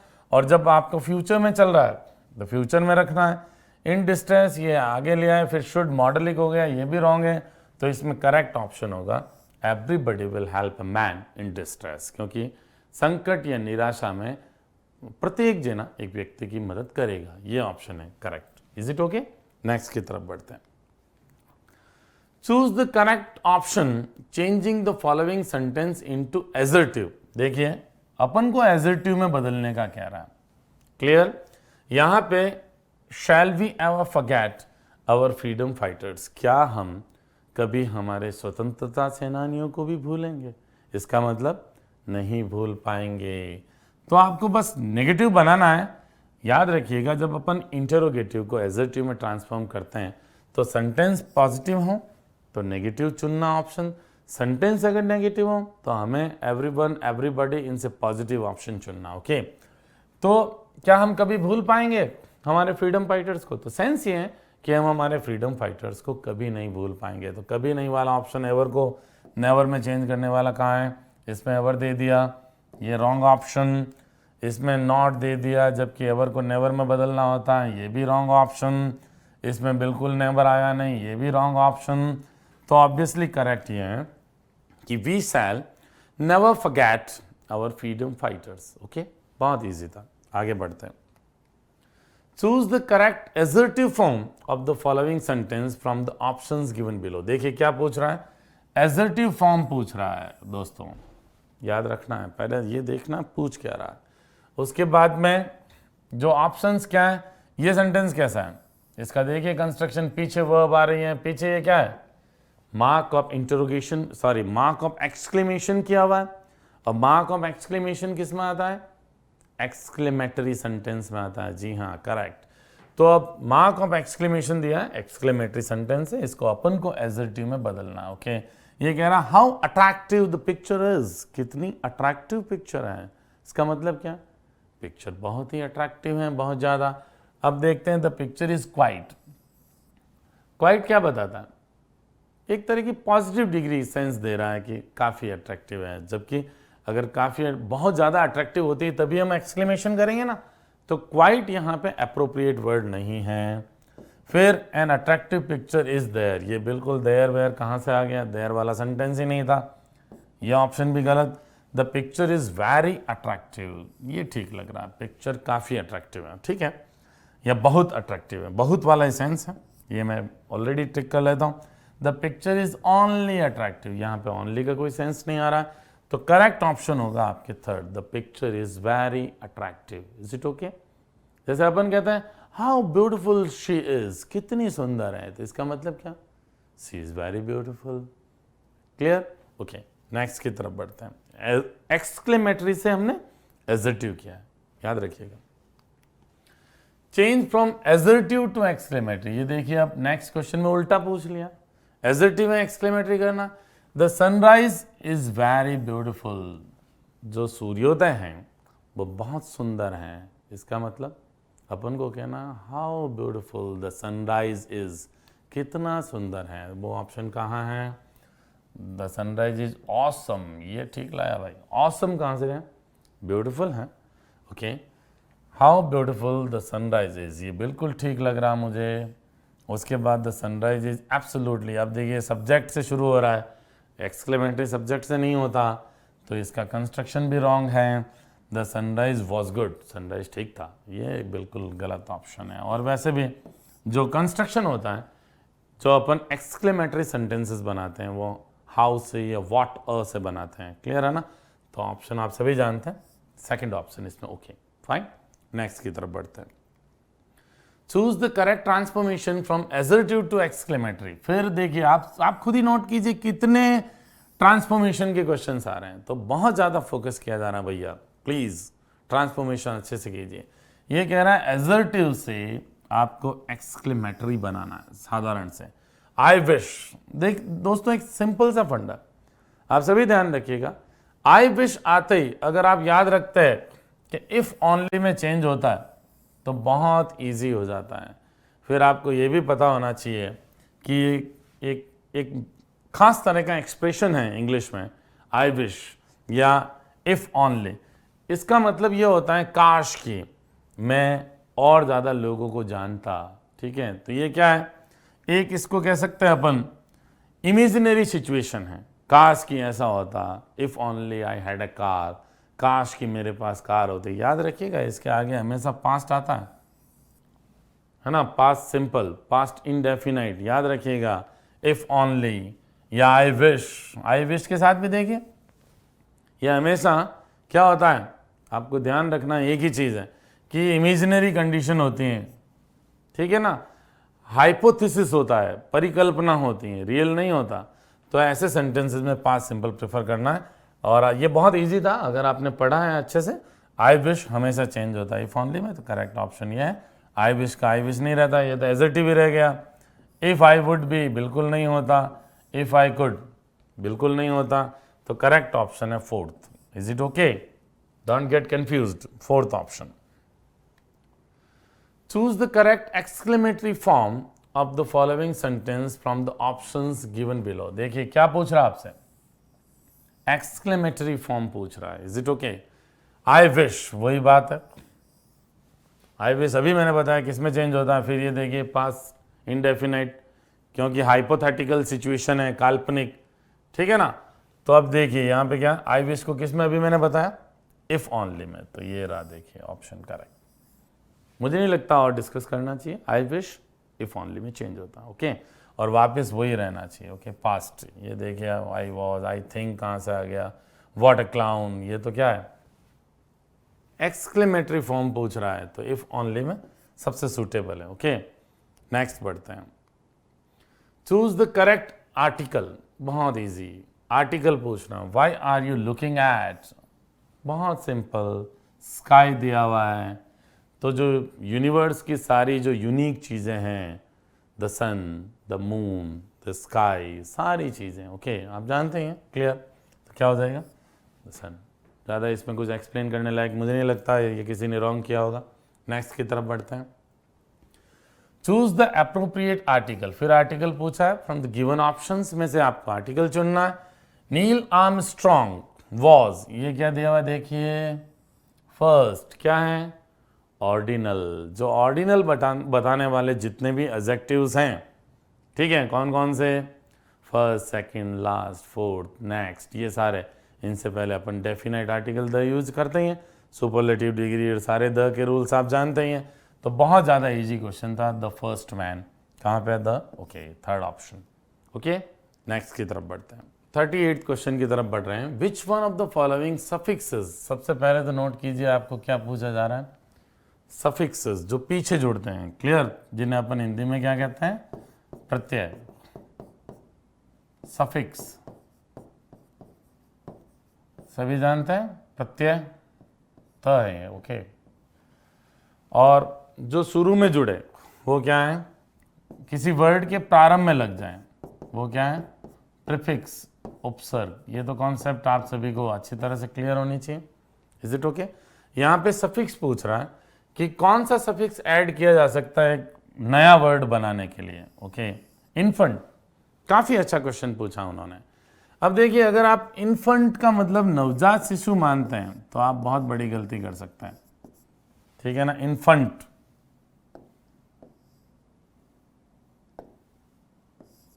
ओके, अब इन्फेंट का मतलब होता है नवजात शिशु। अब ये कह रहा है इसमें CY अपन को जोड़ना, सॉरी, अगर ये कह रहा है कि फॉलोइंग सफिक्स में से कौन सा सफिक्स ऐड करना है, अपन को CY वगैरह कुछ नहीं कह रहा। ओके, अगर अपन इसको गलत समझें और इसके पीछे सोचते हैं कि इन्फेंसी एक वर्ड होता है, नवजात शिशु था, तो उसमें अपन को क्या हटाना पड़ेगा, टी को हटाना पड़ेगा, है ना। लेकिन एक और ऑप्शन देखते हैं, ये RY, जैसे इन्फेंट डॉम तो होता नहीं, बिल्कुल छोड़िए इसको, ये एक ऑप्शन पॉसिबल था, लेकिन इसमें टी को रिमूव करना पड़ता। ओके, और ये कह रहा नया वर्ड बनाना है ऐड करके। उसके बाद देखिए, इन्फेंटिश होता नहीं, चाइल्डिश होता, इन्फेंटिश नहीं होता। अब यहाँ पे दो ही ऑप्शन ढंग के हैं, अगर आप इसमें CY जोड़ें तो इन्फेंसी हो जाता, टी हटाना पड़ता है। तो ये ऑप्शन उसके दिमाग में नहीं था, जिसने भी पेपर सेट किया उसके दिमाग में इन्फेंसी नहीं था, नवजात जो शिशु अवस्था होती है वो नहीं था। आप RY जोड़ के देखिए और देखिए कोई नया वर्ड बनता है क्या, क्यों नया वर्ड बन रहा है, यही पूछ रहा है। इन्फेंट्री, ये नया वर्ड है। इन्फेंट्री किसे बोलते हैं, जो पैदल सेना होती है उसको अपन क्या बोलते हैं, इन्फेंट्री बोलते हैं। तो यहाँ एक नया वर्ड बन रहा है RY जोड़ने से, तो करेक्ट ऑप्शन होगा सेकंड। ओके, और आपको पता है जो कैवलरी होता है, वो घुड़सवार सेना होती है, उसको कैवलरी बोलते हैं, तो वो खैर एक डिफरेंट चीज़ है। और इन्फेंट्री पैदल सेना को बोलते हैं, तो ये ऑप्शन इसमें करेक्ट है। तो इसका ऑप्शन होगा सेकंड। सफिक्स पूछा था, काफी अच्छा क्वेश्चन था। Fill in the blank with the correct option, इसमें करेक्ट ऑप्शन कौन सा है, they generally the time table every year. देखिए बहुत सिंपल, अब अपन टेंसेस की तरफ आ चुका अपना पेपर का जो मोड है नया। एवरी ईयर दे दिया, टेंस में आपको वर्ब चुनना है, लेकिन यहाँ पे एक प्रॉब्लम क्या है, बहुत सारे वर्ड्स दिए हुए हैं एक जैसे दिखने वाले, आपको दिख रहे होंगे, काफ़ी रिजेंबलिंग आपको लग रहा है। पता है ना रिजेंबलिंग साउंड देने वाली चीज़ें क्या होती हैं, होमोफोन्स होती हैं, है ना, सिमिलर जो साउंड देती है लेकिन मीनिंग डिफरेंस होता है। तो आपका अच्छा खासा नॉलेज यहाँ पे चेक किया गया। देखिए ये एक वर्ड है, सबसे पहले इस पे आते हैं, एलिटर। क्या मतलब होता है एलिटर का? एलिटर का मतलब होता है अदरवाइज, ओके, अन्यथा। तो यहाँ पे वो तो एक कंजंक्शन की तरह यूज होता है, यहाँ पे जगह वर्ब की है, तो ये ऑप्शन बिल्कुल नहीं होना है। उसके बाद आल्टर, सुना है आल्टर? वेदी, मालूम है वेदी, जहां पर होली जो फायर होती है ना, आपको पता ही होगा कि जलियांवाला बाग पे जो अग्नि जलती है वो क्या है, जो जय जय जवान जय किसान ज्योति है, अल्टर है वो। यहाँ पे ये तो नाउन है और ये जगह वर्ब की पूछ रहा है, तो नाउन यूज होना नहीं, ये भी ऑप्शन नहीं, ये भी ऑप्शन नहीं। हॉल्ट किसे कहते हैं पता है? रुकना, टू स्टे, और हॉल्टर रुकने वाला, यहाँ भी ये भी नाउन है, तो ये भी ऑप्शन नहीं। अब बचा क्या? अल्टर। क्या मतलब है अल्टर का? चेंज, बदलना। अब क्या कह रहा है, वे टाइम टेबल प्रत्येक साल, बैठ गया बिल्कुल क्लियर है सेंस, वे टाइम टेबल को क्या करते हैं, बदलते हैं। अब कंफ्यूजन कहाँ हो सकता है, इसमें और इसमें। ये बिल्कुल अप्रोप्रिएट ऑप्शन नहीं था, ये भी बिल्कुल अप्रोप्रिएट नहीं था, इन दोनों में से सिर्फ ए और ई का डिफरेंस।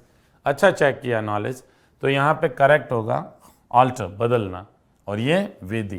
Clear, holy fire.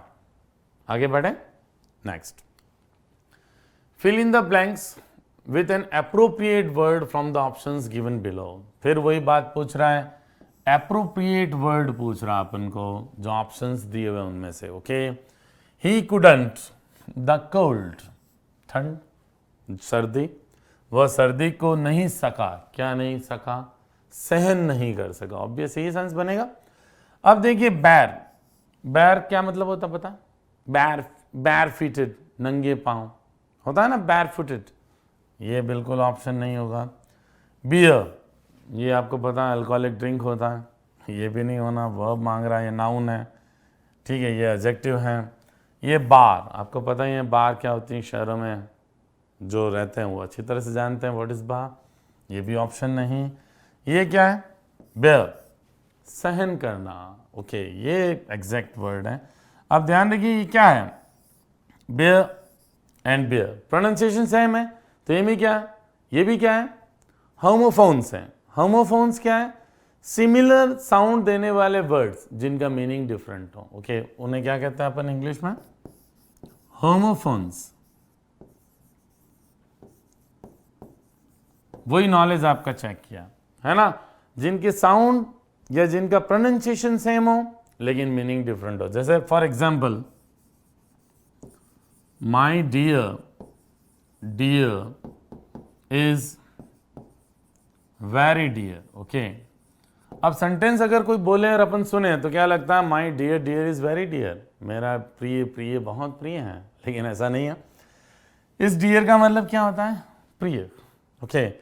इसका डियर हिरन, सभी जानता है, और ये डियर बिल्कुल स्पेलिंग भी सेम है, होमोफोन है, लेकिन मीनिंग चेंज है, एक्सपेंसिव, महंगा, कॉस्टली भी होता है डियर का सेंस। तो ये भी ऑप्शन, यहाँ पर वही बात है, ये भी है और ये भी है, दो में ही कन्फ्यूजन था।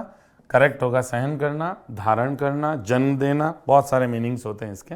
ये वर्ब भी है तो ये करेक्ट सिचुएशन पे है। ये नाउन है, ये एडजेक्टिव है, ठीक है ना, और ये भी क्या है, ये वर्ब है, और ये क्या है, नाउन है, जगह है ना ऑब्वियसली। तो ये सारे ऑप्शन क्लियर। नेक्स्ट बढ़ते हैं, fill in the blank with an appropriate word from the options given below. काफी अच्छा क्वेश्चन है। The captain the final charge in the battle, युद्ध में उसने फाइनल चार्ज किया। पता है क्या होता है फाइनल चार्ज, एक फ्रेज होता है, पहले बता दूं ऑप्शन, चलिए। इंग्लिश में होता है lead the charge. Lead the charge का मतलब क्या होता है? To make a strong effort, बहुत बड़ा भारी प्रयास करना। ओके, तो यहां पे जिसको ये पता है कि लीड द चार्ज का मतलब होता है to make a strong effort, to make a strong effort. Okay, ये इसका सेंस बनेगा। Is it clear? To make a strong effort. अब यहां पे देखिए कैप्टन ने स्ट्रॉन्ग एफर्ट किया होगा, आखिरी भारी जो प्रयत्न होता है, भरसक प्रयास, वो किया। तो यहां पे देखिए अब लीड है, पास्ट में सेंटेंस है, तो लीड की अपन को सेकंड फॉर्म यूज करनी पड़ेगी। अगर ये फर्स्ट फॉर्म होती लीड, तो यहाँ पे कैप्टन सिंगुलर है, सभी जानते हैं, पीछे प्रेजेंट सिंपल में ही होता है फर्स्ट फॉर्म, तो एस यूज हो जाता। जो यहाँ दिया हुआ नहीं, ये ऑप्शन नहीं, लेड बिल्कुल नहीं, ये रखा होता है, ये बिल्कुल ऑप्शन नहीं, क्योंकि ये तो एक फ्रेज है, इसमें आप चेंज कर ही नहीं सकते। और ये लाइट झूठ बोला, ये भी ऑप्शन नहीं है। तो करेक्ट ऑप्शन कौन सा है? लैड। Is it clear? काफी अच्छा क्वेश्चन था, ये भी होमोफोन से जुड़ा क्वेश्चन था, क्योंकि लैड एंड लैड बहुत कम डिफरेंस है। ओके, आगे बढ़ते हैं। Fill in the blank with an appropriate word from the options given below. जो भी ऑप्शन नीचे देखें, फिर से अप्रोप्रिएट वर्ड पूछ रहा है। दोस्तों याद रखना, होमोफोन्स के ऊपर काफी क्वेश्चन आ रहे हैं।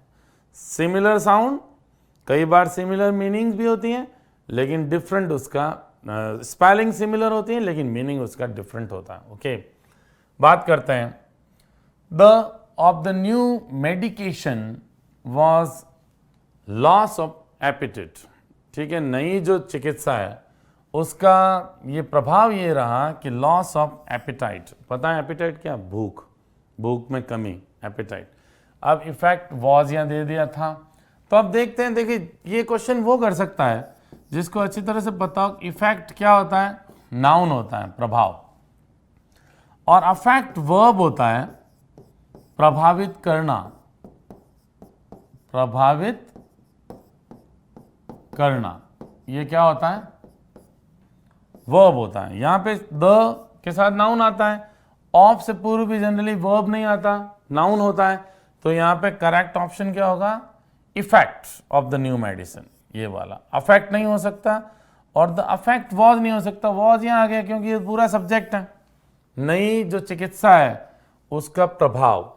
तो यहां पे केवल प्रभाव वर्ड मांग रहा है, सेकंड ऑप्शन इज ओके। और यही किया होगा आपने। ठीक है, नेक्स्ट बढ़ते हैं दोस्तों। उसके बाद अब नेक्स्ट क्वेश्चन पे आते हैं। नेक्स्ट क्वेश्चन आपको 43rd से लेकर 48 तक पेसेस के ऊपर बेस्ड था।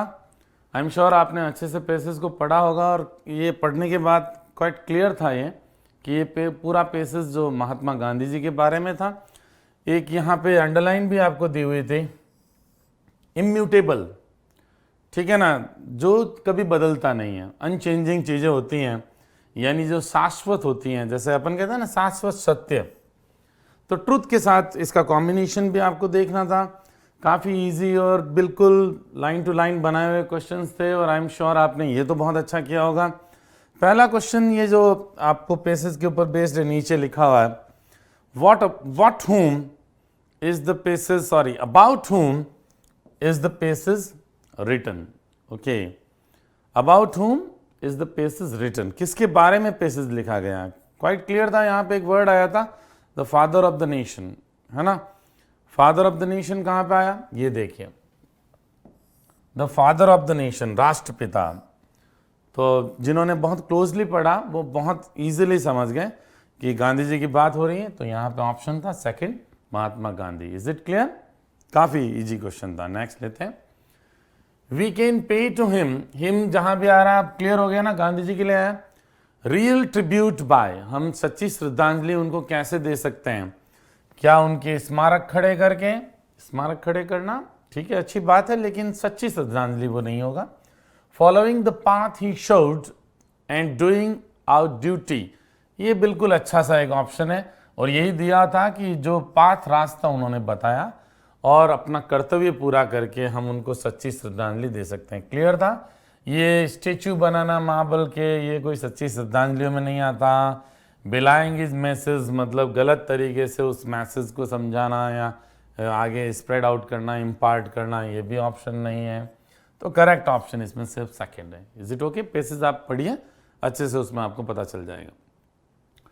Y is he called, the यहां पे आएगा, द ग्रेट इंटरनेशनलिस्ट, अंतर्राष्ट्रीय व्यक्ति उन्हें क्यों पुकारा जाता है? Is it clear? आप देखिए, क्योंकि वो एक हिंदू थे और इंडियन थे, ये कोई इंटरनेशनलिस्ट होने का सिंबल नहीं है। ओके उसके बाद because he was a religious man, धार्मिक आदमी थे इसलिए इंटरनेशनलिस्ट पुकारते हैं, ये भी नहीं ऑप्शन है। Because he was the father of the nation, ये भी ठीक ऑप्शन नहीं है। पेसेज में क्लियर आया हुआ because he believed in essential unity of man and religion, यहाँ पे मैन ही नहीं होगा, यहाँ पे थोड़ा सा मिसप्रिंट है, यहाँ पे होगा man and religion. The fourth option is okay. Okay next बढ़ते हैं। Choose the word that can replace the underline word. आपको पता है पेसेज पढ़ते समय एक वर्ड अंडरलाइन किया हुआ था, और ऑब्वियस है कि ये जब अंडरलाइन अगले ने खुद करके दिया है, पेपर सेटर ने, तो ऑब्वियसली वो उसके ऊपर आपसे कोई न कोई क्वेश्चन जरूर पूछेगा। तो ये बेस्ट वर्ड कौन सा है जो रिप्लेस कर सकता है, मतलब सिनोनिम पूछा है। तो देखिए हिस्टोरिकल, देखिए आप अगर ध्यान से पढ़े हो पेसेज को तो अंडरलाइन के बाद ट्रुथ वर्ड दिया हुआ था, सत्य। ओके तो अनइमेजिनेबल का क्या मतलब होता है? जिसकी कल्पना नहीं कर सके, ऐसा कोई वर्ड ट्रुथ के साथ नहीं होता। हिस्टोरिकल ट्रुथ होते हैं, लेकिन यहां पर हिस्टोरिकल ट्रुथ की कोई बात ही नहीं हो रही थी पेसेज में। अनब्रेकेबल, जिसे तोड़ नहीं सके, ठीक है, ये भी एग्जैक्ट नहीं है। एटर्नल, शाश्वत सत्य। तो जो अंडरलाइन वर्ड कौन सा था, पहले तो मुझे ये बताइए, जो आपने अगर ढंग से पेसेज पढ़ा है तो अंडरलाइन वर्ड कौन सा था? Immutable.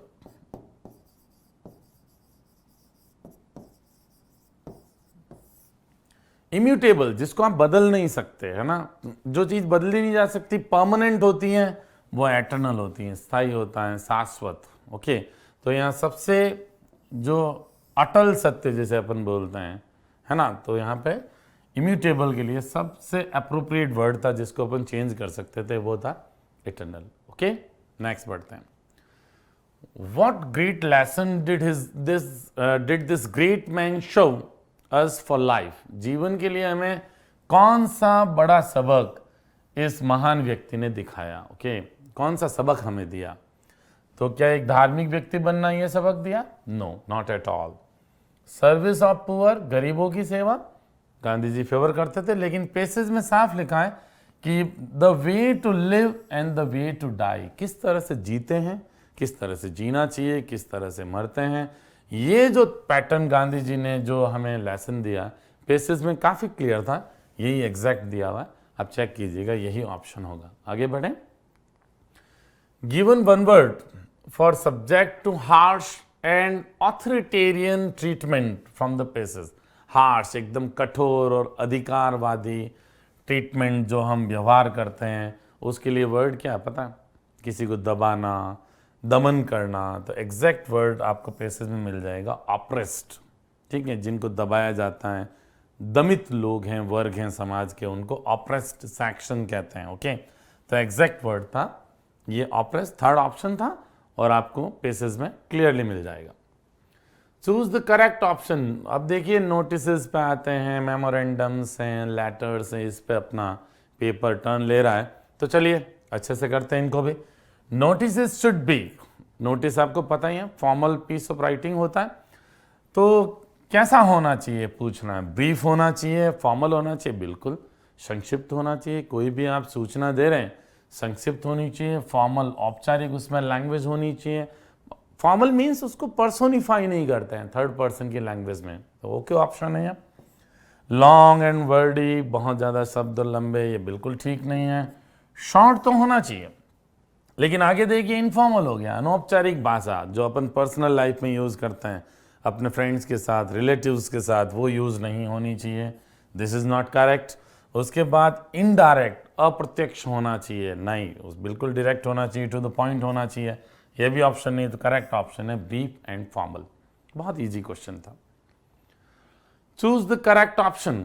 When we begin a letter, जब हम एक लेटर को शुरू करते हैं विद डियर सर और डियर मैम और डियर सर या मैम कुछ भी एक ही बात है, वी एंडेड, तो इसका मतलब क्या हुआ, ये एक फॉर्मल लेटर है। फॉर्मल में ही हम ऐसा सैल्यूटेशन यूज करते हैं, dear sir, dear ma'am, is it clear.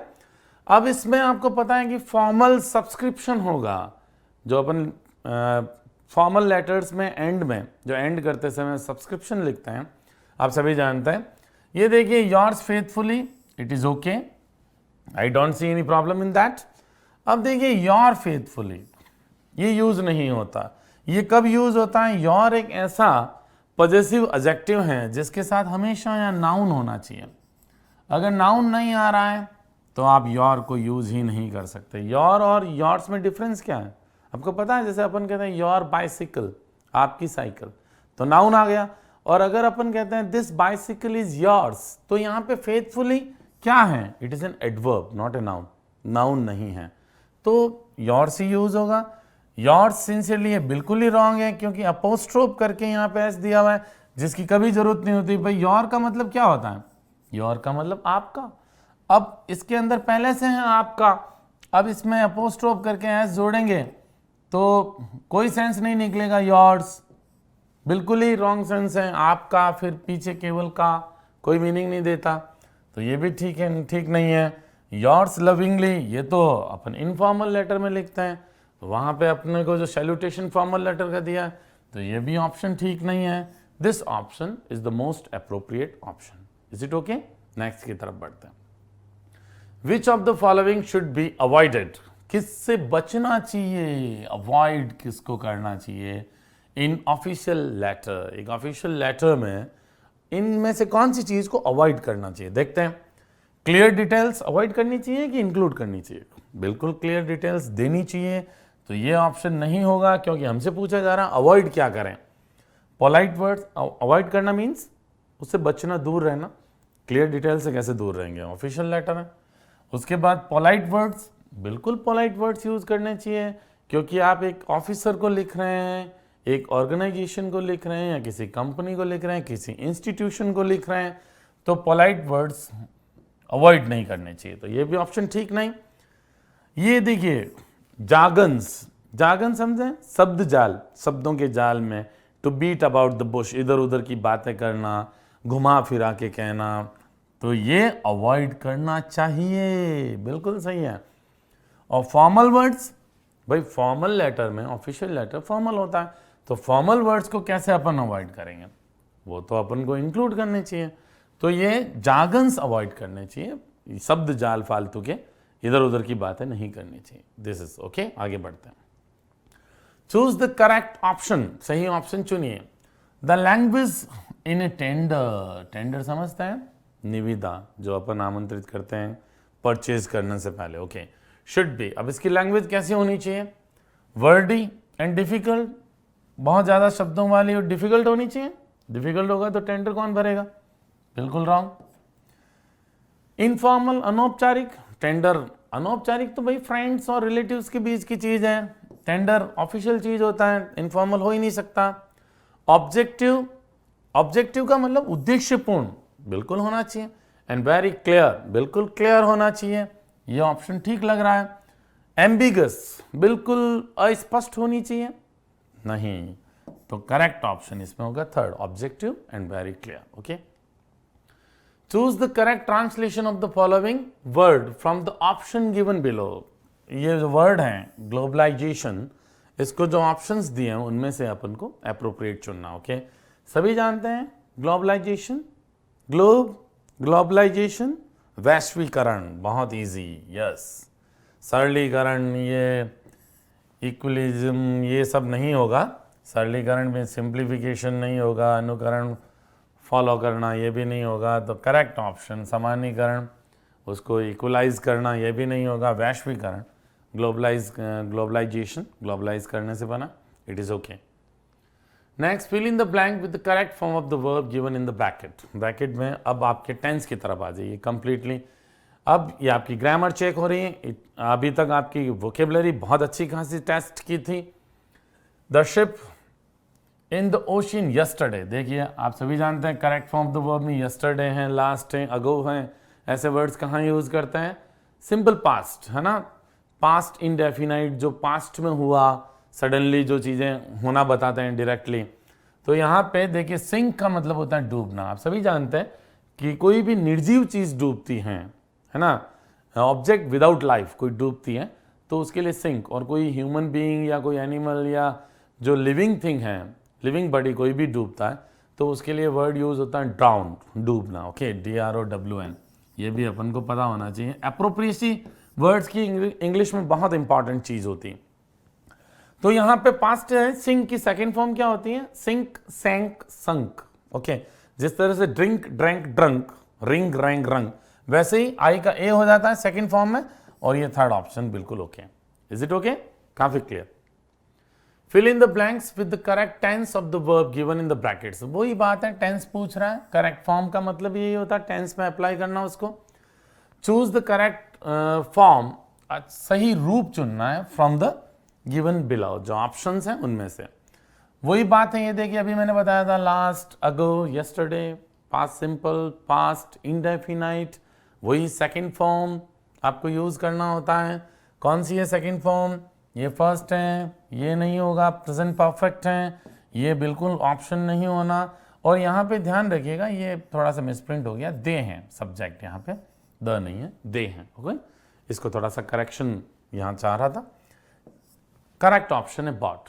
पता है, बहुत simple question, buy, bought, bought, past में था, सेकंड फॉर्म हो गया। आगे बढ़ता है।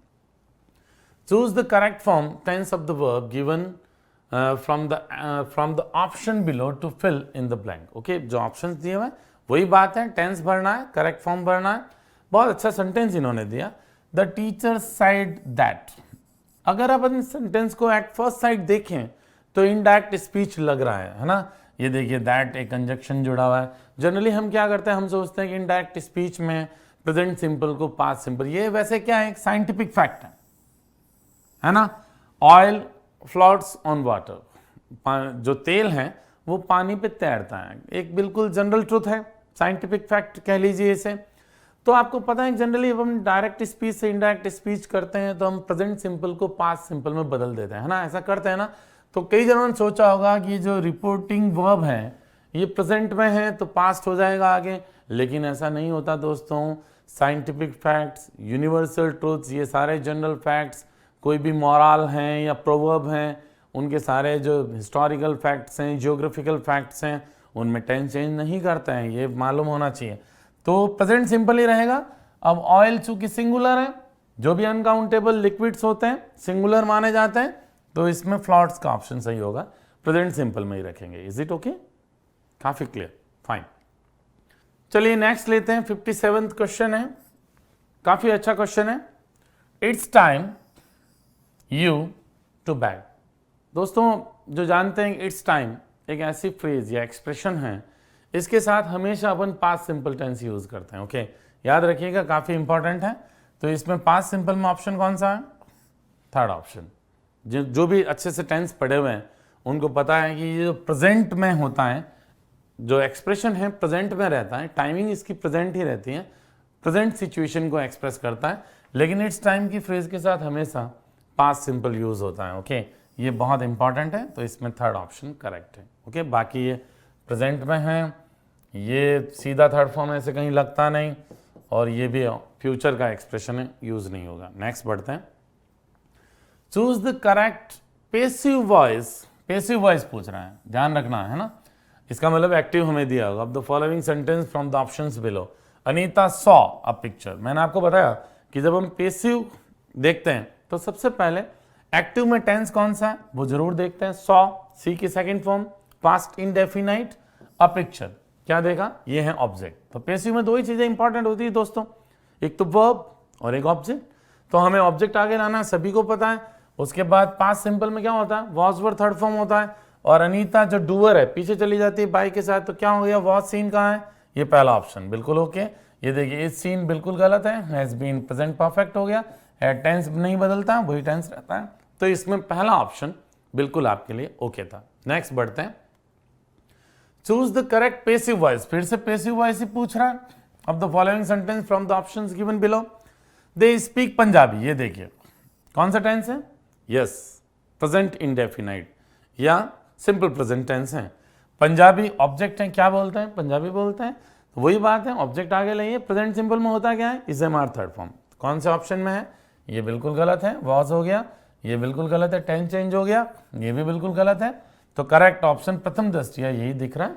और जनरली अपन दें अनइम्पॉर्टेंट या इनसिग्निफिकेंट डूअर होता है उसको मेंशन नहीं करते, लेकिन पेपर में दिया हुआ है तो ऐसा भी नहीं होता कि कभी मेंशन नहीं कर सकते, गलत होता है, ऐसा कुछ नहीं है, दे सकते हैं।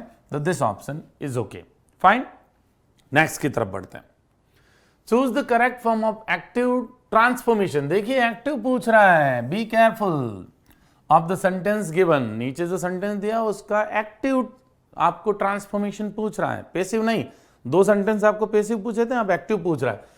तो ये देखिए अभी मैंने बताया था वॉज वर्ब थर्ड फॉर्म कौन से टेंस में आता है, पास्ट इंडेफिनाइट या पास्ट सिंपल। अब एनगल्फ एक ऐसी वर्ब है जब पैसिव में जब उसको डालते हैं तो इन इसके साथ यूज होता है। ओके, डूअर से पहले जनरली कुछ ऐसी वर्ब्स होती है ना जिससे पहले अपन बाय यूज नहीं करते, अदर प्रपोजिशंस करते हैं, फिक्स होते हैं इसलिए, जैसे नाउन टू हैं, इम्प्रेस्ड विद हैं, इंटरेस्टेड इन हैं। तो एनगल्फ ऐसी वर्ब है जिसके साथ इन यूज होता है। ओके, तो इसको चेंज करते हैं। ये देखिए इन जो है ये हटेगा क्योंकि ये पैसिव में यूज होता है, ये डूअर बन जाएगा फायर, क्योंकि एनगल्फ किसने किया, फायर ने। ये द यहाँ पे नहीं है, होना चाहिए क्योंकि चारों ऑप्शन में है, ठीक है ना। तो द फायर हो जाएगा, फिर सेकंड फॉर्म हो जाना चाहिए क्योंकि अभी हमने पैसिव किया था तो वॉज वर्ब थर्ड फॉर्म किसको किया था, सेकंड फॉर्म को ही किया था ना। तो ये बिल्कुल नहीं, टेंस चेंज हो रहा है, ये बिल्कुल नहीं, ये बिल्कुल नहीं, तो सेकंड फॉर्म वाला ऑप्शन सिर्फ ये है। तो करेक्ट आंसर ये फर्स्ट होगा। Is it okay, quite clear.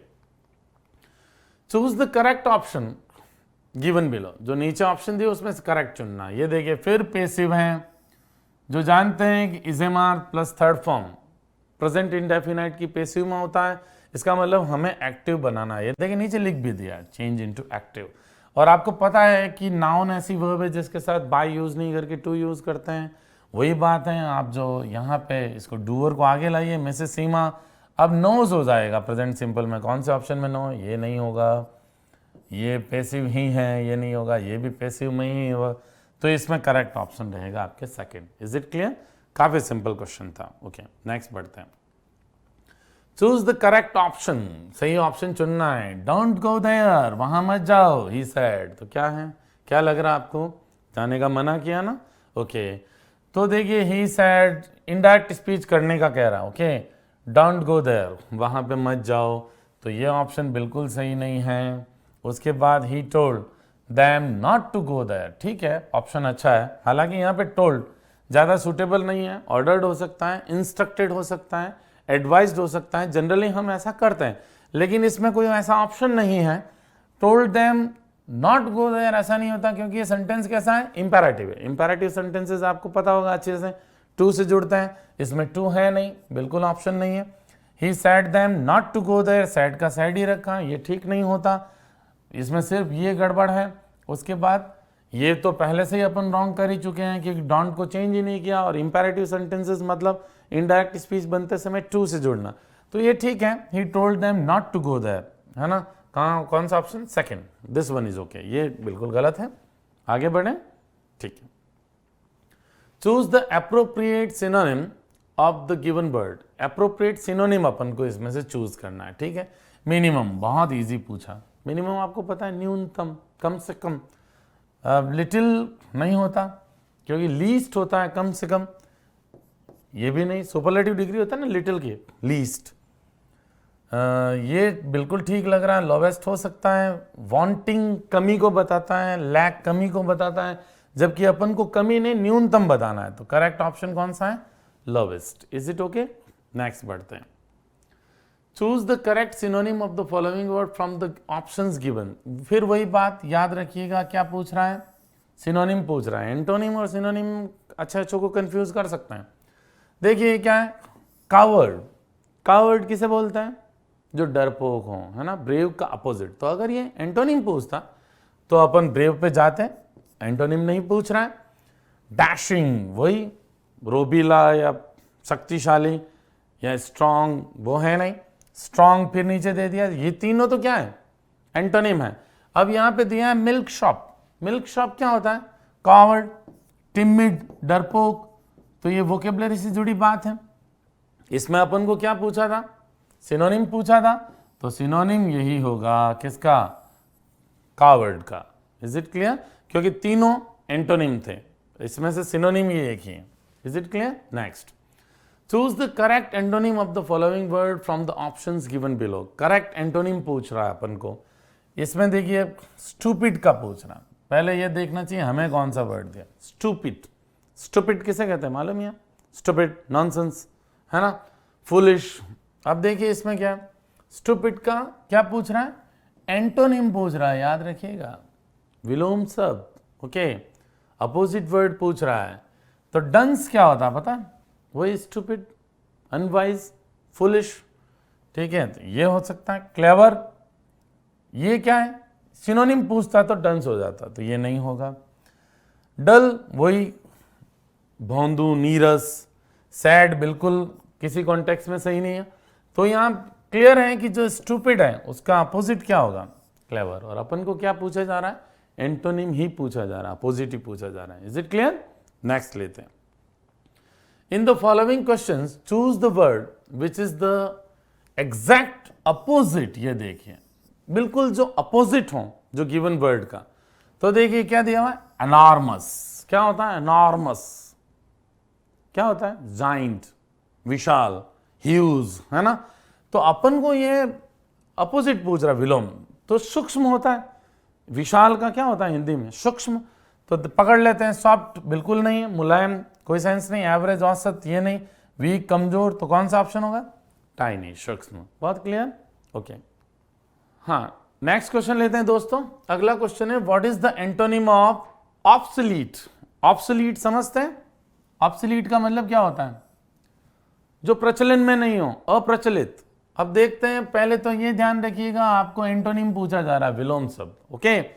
तो जो प्रचलन में हो वो पकड़ना अपन को, अभी के काल की चीज हो वो पकड़नी है। ओल्ड, तो ये क्या है, सिमिलर हो गया, क्योंकि जो ऑब्सोलीट है वो ओल्ड है। आउटडेटेड, वही जो प्रचलन में नहीं हो, तो ये भी सिमिलर हो गया ना, सिनोनिम हो गया। एक्सटिंक्ट, जो विलुप्त हो चुका है, ये भी एक तरह का सिमिलर हो गया, है ना। तो अब इसमें समकालिक, जो अभी के काल का हो, जो आउटडेटेड नहीं हो, अपोजिट पूछ रहा है, तो कंटेम्परेरी होगा। कंटेम्परेरी का मतलब जो अभी के काल का हो, समकालिक हो, आउटडेटेड नहीं हो। तो ऑब्सोलीट का करेक्ट एंटोनिम क्या होगा, contemporary. Is it okay. Next लेते हैं, चूज द करेक्ट एंटोनिम। फिर देखिए क्या पूछा जा रहा है, एंटोनिम पूछा जा रहा है, ठीक है, किसका, लेचरस, याद रखिएगा, लेचरस। लेचरस किसे कहते हैं, a person who has excessive sexual desires, है ना, जो बहुत ज्यादा कामुक किस्म का व्यक्ति हो, उसको कहते हैं लेचरस। क्या कहते हैं, लेचरस। अब इसमें देखते हैं, देखिए लस्टफुल, जो कामनावासी हो, कामना रखता हो, है ना, सेक्सुअल डिजायर्स रखता हो, ये नहीं होगा, क्योंकि ये सिनोनिम हो गया ना, ये तो क्या हो गया, सिनोनिम हो गया। अपन को क्या पूछा जा रहा है, एंटोनिम। ये क्या है, ल्यूड। ल्यूड का मतलब भी क्या होता है, सेम होता है, लेचरस होता है, जो कि कामुक प्रवृत्ति का व्यक्ति होता है। ये देखिए एक और ऑप्शन है, कार्नल। कार्नल क्या है, वही जो कामुक व्यक्ति, जो सेक्सुअल डिजायर्स रखता है।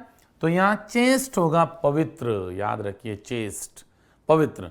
जो इस तरह का व्यक्ति नहीं होता, पवित्र विचारधारा का व्यक्ति होता, उसे चेस्ट कहते हैं। तो एंटोनिम पूछा था, इसमें आपका third option. Is it okay. Next लेते हैं, government run by people is called. बड़ा अच्छा क्वेश्चन है, बहुत अच्छा क्वेश्चन है। जो लोगों द्वारा चलाई जा रही सरकार है, हालांकि बहुत इजी पूछा, सभी जानते हैं, by the people, of the people, for the people, democratic government ही होता है।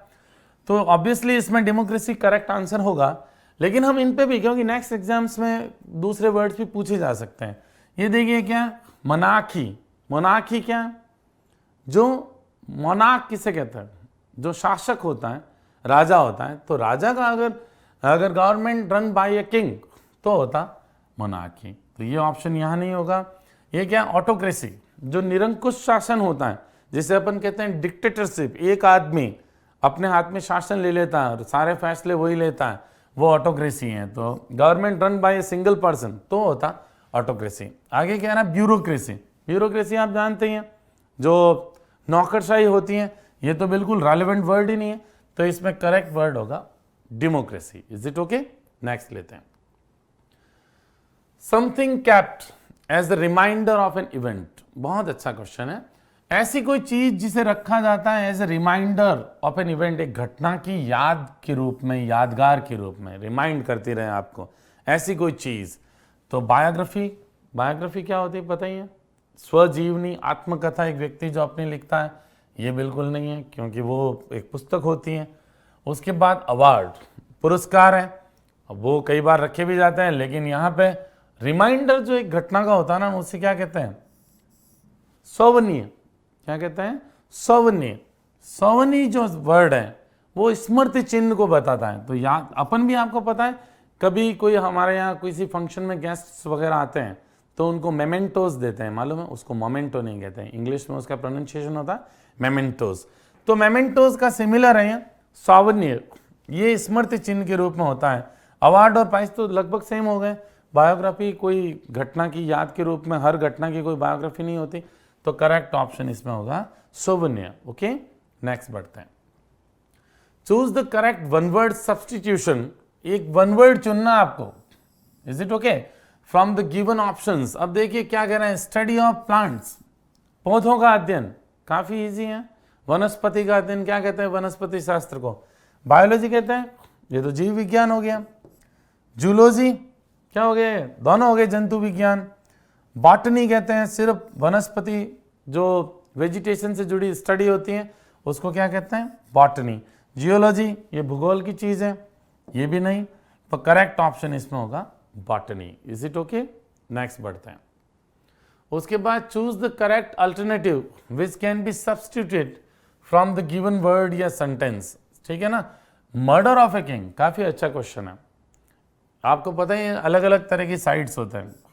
साइड वर्ड जो है वो मर्डर को ही बताता है ना, हत्या को।